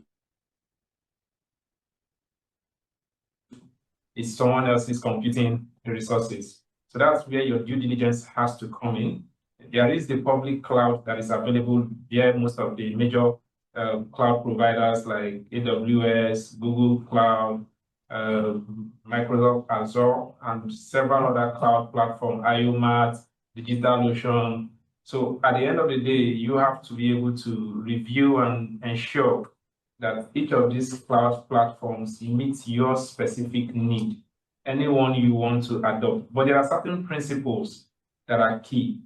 If you're assessing your cloud platform, principles around least privilege, ensuring that not just strong password, multi-factor authentication is implemented on your cloud platform. Those are the things that guarantee security. So no single technology can just guarantee you security or safety. What will guarantee you safety and security is ensuring that you imbibe or you implement safe and secure principles and culture in operating any technology. So like I said, technology itself does not guarantee you any safety. We've had service providers that have their resources in the cloud and those resources were still breached. And by the time the investigation goes on, you're going to notice that either they failed in upholding one or two specific principles that resulted in that breach. There's also a scenario that I think Mr. or Mrs. Obagunwa Ogunkeye from NIHOT asked. He said, kindly indulge my question. Mr. A and Mrs. B are married couples, both work in different instructions, but unknown to both of them, their companies are seeking collaboration and contracts from a bigger company, which asks for each of the company's proposal. In the process, Mr. A forwarded a copy of the proposal to his personal laptop with the intention of completing and putting professional touch. But the wife, Mrs. B, on the other hand, mistakenly stumbled on the proposal and took some of the contents to suit her work for her company. The issue has caused the A's company to lose potential collaboration with the bigger company. How best could this have been handled, sir? Okay, so thank you very much. So it's a dicey question. First of all, I think it is one way or the other, the family, Mr. A and Mr. B's family, are the first beneficiary, because any which way, whether the husband's company or the wife's company got the contract, the family benefits, only that the company of Mr. A suffers. So, but the major aspect of this is that let's look at where the failure is in. The failure one is in data loss prevention, which is the fact that Mr. A could be able to move his data from his official device to his private device. For such highly secured information, they should only be processed and worked on approved devices. It should not be allowed. I remember when Mr. Ogunbodele was facilitating this course, he made it clear that even in the UK, before you use USB to move data from an official device, you need proper approvals. So that is some of the things that you should also take note of. The other aspect is that Mr. A probably did not lock his laptop when he was leaving. He did not protect the data. So at the end, behind this incident are issues around culture, security culture, and technologies that are missing that would have ensured that this particular document did not get in the to the wrong hand. That's unauthorized access to the document, which is where confidentiality plays a serious aspect of. So if the data was handled confidentially and was not moved to the unofficial or to the private device of Mr. A, we would not have gotten to this point. And even if it was moved and Mr. A also implemented proper handling, ensuring that his computer system is locked and not open for somebody else to have access to the document, this incident would not have come to pass. But like I said, it's a scenario, and at the end of the day, it's company A that suffers, but Mr. and Mrs. A and B, they are all happy, whichever company got it. So, but let's just take the lessons. So if I can add to what you've just said now, I mean, in this situation, it's exactly what we've been talking about.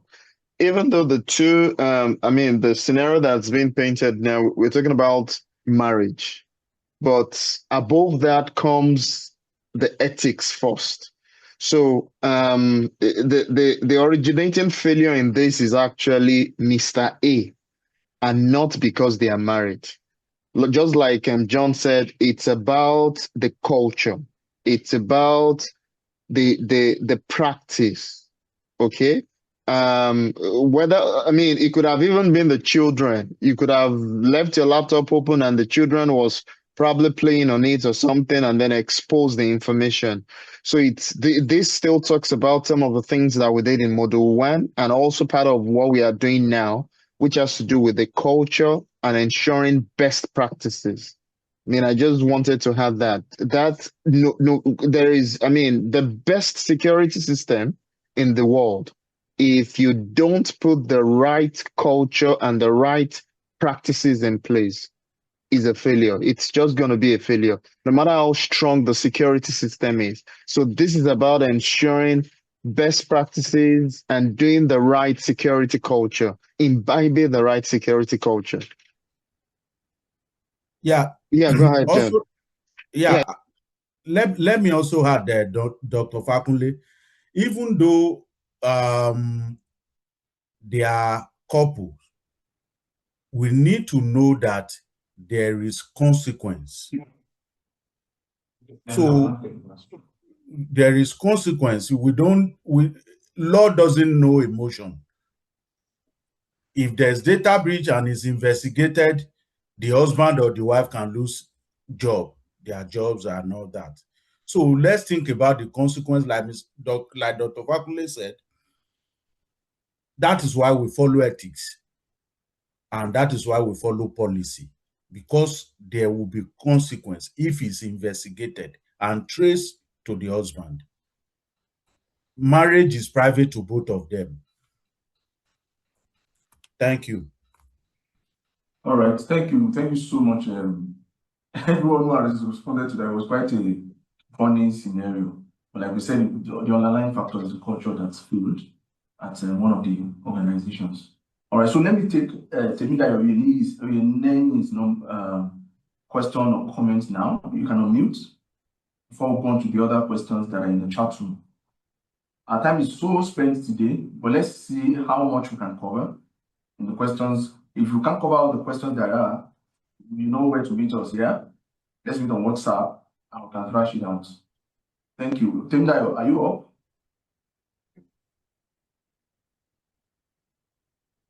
Are you still asking your question? No. All right, the answer is down. All right. So let's take one more question from the chat room. Yeah, so there's one, I think this should be the final question, and the response has already been given to it. And I know some of us, at one point in time or the other, might have been affected personally or someone close to us. He said PGT, but we don't have the full name. I noticed that my WhatsApp account was compromised. I did everything I could think of to recover it from the intruder, including going to my network provider to check my SIM card. However, I realized that despite all my efforts, some unknown person still seems to have access to my account. I transferred some official documents via this account, via this platform, to some of my colleagues. What can I do? And I also like the response from, I think this is Major Tai Olukojo, retired. Thank you, sir. That response was quite good. He said you should contact the WhatsApp help desk to re-authenticate your account.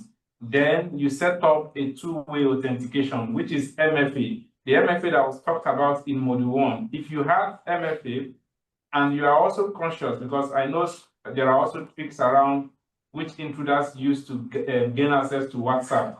For example, one example I can think of, they can send you an invite and tell you that you have a meeting that you need to join, and they've sent you the code for the meeting. What is the code? And if you mistakenly call that code for them, not knowing that that is your second factor authentication, they would use that to take over your account. And so mostly for this, you need to pay attention and ensure that your MFA is enabled, as Major Tai has just pointed out. And that way, but first of all, to recover your account, WhatsApp can always help you validate and authenticate your account. I also see that Temida says she cannot unmute. Please, can we try to ensure that she can unmute? Yeah, I wanted to be sure she's still on the call. Okay. Yeah. So please unmute now. Thank you. Yes. I've been trying to talk, but I couldn't unmute. Okay. Yeah, my question, I'm already typing since I couldn't unmute, but I'll quickly read it so that all our people can help us to answer the question. My question is on, I want you to please recommend likely hardwares and software tools that we can use as a minimum for data storage, for universities. Universities, we have a lot of data that flows around because you guys are talking about cloud, local. So I'm thinking of having a kind of a local storage instead of using cloud, so that because there are a lot of data policies going on now in the country that we should have our own in-house data storage and all that. So I want you to please recommend likely hardwares that we and software tools that we can get in-house instead of using cloud for our network centers, like all these network access storage servers, domain server, and just see a few things on level access, which one can use for data protection and sharing. Those are the things I want us to please just advise us, and just see one or two things that we can pinpoint on the minimum one. Yes. Okay, thank you very much. Your question is really quite important, because at the end of the day, most of what we are saying, those cultures are being implemented using several technologies. But I might mention a few, even though it's for technology requirements, it's really based on prior assessment of what is needed by the institution, the type of data, the classification of the data. That is what is going to determine the type of technology that you're going to use to meet that requirement. So the thing about it is that for some institutions in the past, technology precedes policy and practice and standards. But now, what should happen is that the organization sets its standards and practices and then gets technology that supports those standards and those practices. So why I'm pointing this is this: if you have a data policy that says that you need your recovery point objective of, say, let's say 20 minutes. For clarity, what recovery point objective means is that if the system fails and I recover my data, I should not lose data more than a particular point in time. Let's say I must not lose data more than 20 minutes or 1 hour. You're going to notice that the type of technology that you will need to put in place to safeguard such a data will be different from the technology that you are going to put in place to safeguard a data that requires a recovery point objective of even 2 days or 3 days. And so some of these things is not just about technology. There are quite a number of technology, from network access storage that you mentioned across several OEMs to SAN systems that have serious redundancies behind them. I can mention a lot around HP, 3PAR, Nexus, but all OEMs have technologies to meet our needs. But the important thing is that the policies, the standard precedes this technology. So when we engage and have conversations around what the policies are, what the standards are, then we go back and look at technologies that can help us achieve these policies and standards. And so I might not start listing different technologies on the call, but I believe that as this project proceeds, we're going to get to the point where we are going to engage the institutions on one-on-one and see how we can effectively come in to help and provide support, even our little token, to ensure that we're able to beef up the security of all the participating institutions. Thank you. So let me just add a one line to that. So invariably, I mean, in a nutshell, what we're saying is that in the past, and I think a lot of people, we still make that mistake. We look at technology first. We use technology to try to solve a problem. But ideally, the approach should be that, what do you want to achieve? What you want to achieve should determine your choice of that technology. For example, in the case of what you've said, before we start going into the kind of backup or hardware or whatever it is, like John mentioned, what are you trying to achieve? Do you want to have a backup system that can give you an online redundancy? Do you want to have a backup that can still give you, that you can still fall back to in case where your production is attacked? Now, those are the things that we need to first pay attention to that will now determine the kind of technology, the kind of hardware system, whether we are even talking about cloud system. I saw somebody ask a question on cloud system the other time. Or we even want to talk about having an offline backup system, depending on what the case is. So it's quite important that we understand what we want first, and that will now determine what kind of technology to use for it. And that is, that's the place where policy comes into place. What we do want to achieve and all that. So we're always doing it the other way around. So that's why we have a lot of technology, and those technology are not even serving us. The technology are fantastic, but the problem is that we are applying technology. We are applying a wrong technology to a wrong scenario. So it's quite important that we understand what the issue is, what we want to achieve, and that will guide us into picking the right technology. So I think because of time, because I think we've spent so much time, I'm not sure. Do we still have any other question? Oh, there are Yes, still a lot. we have, Okay. we have several questions, but I would want to plead that for those questions that we are not able to answer on the call, we're going to move the conversation to the WhatsApp chat. And so if you are not on the WhatsApp chat, please just join the WhatsApp chat, drop your questions there. We'll be available 24/7 to be able to answer your question. We have questions around use of personal backup for official information. Now, for most organizations, there are not yet clear policies on ground around those. And so these are aspects where those clear policies are going to be able to help. And as we move on, we're going to also see how we can address, I know there's a module that addresses organizational culture and how to build those culture.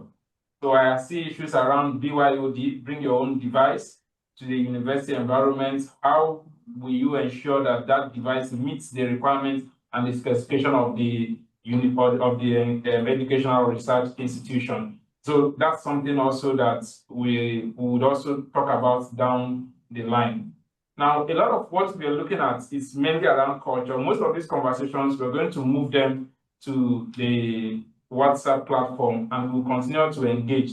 I see my colleague, Mr. Bolaji, has dropped the link for the WhatsApp platform. Please just click on the link and join the WhatsApp platform. It's open, you engage, and everybody can participate in the conversation. And that way, we ensure that we have an ecosystem that enforces or that engages to ensure security and safety of our data and information system. Thank you. Thank you so much. Thank you so much, Mr. John. Thank you so much, Mr. Ogunbodede. Thank you so much, Dr. Fakune. It just feels like the time should just extend automatically somehow, but we are so much out of schedule today.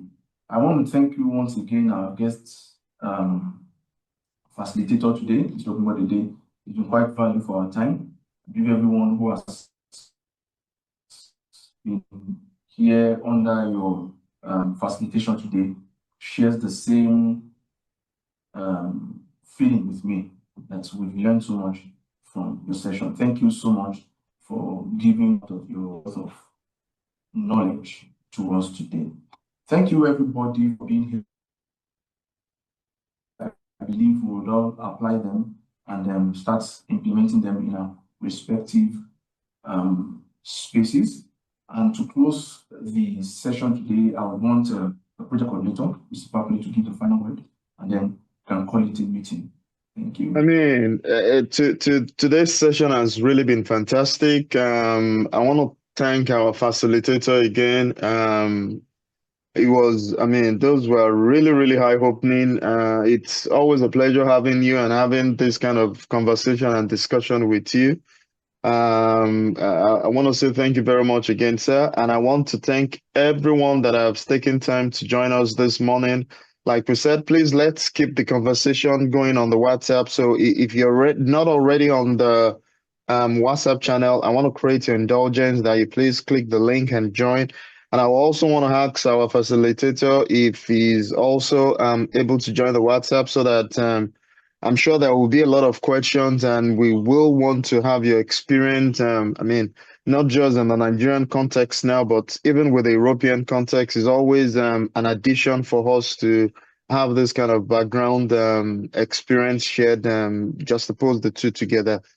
So without taking much time again, I want to thank everyone today. It's been really fantastic. And Module 3 will be open right after this session, so we can head back to our LMS.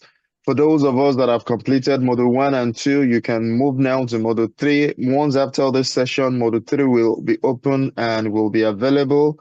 And let's keep the conversation going. And most importantly, let us ensure that the knowledge that we're having, the information that we're having, we share with our colleagues, we share with our institution, and we'll be a champion, and not just to hoard the information and the knowledge that we're getting, but to ensure that we'll be a cyber secure or a cyber security champion in our respective team, in our respective group, in our department, and in our institution as a whole. Thank you, everyone, and enjoy the rest of your day. See you in the next 2 weeks. Thank you. Thank you.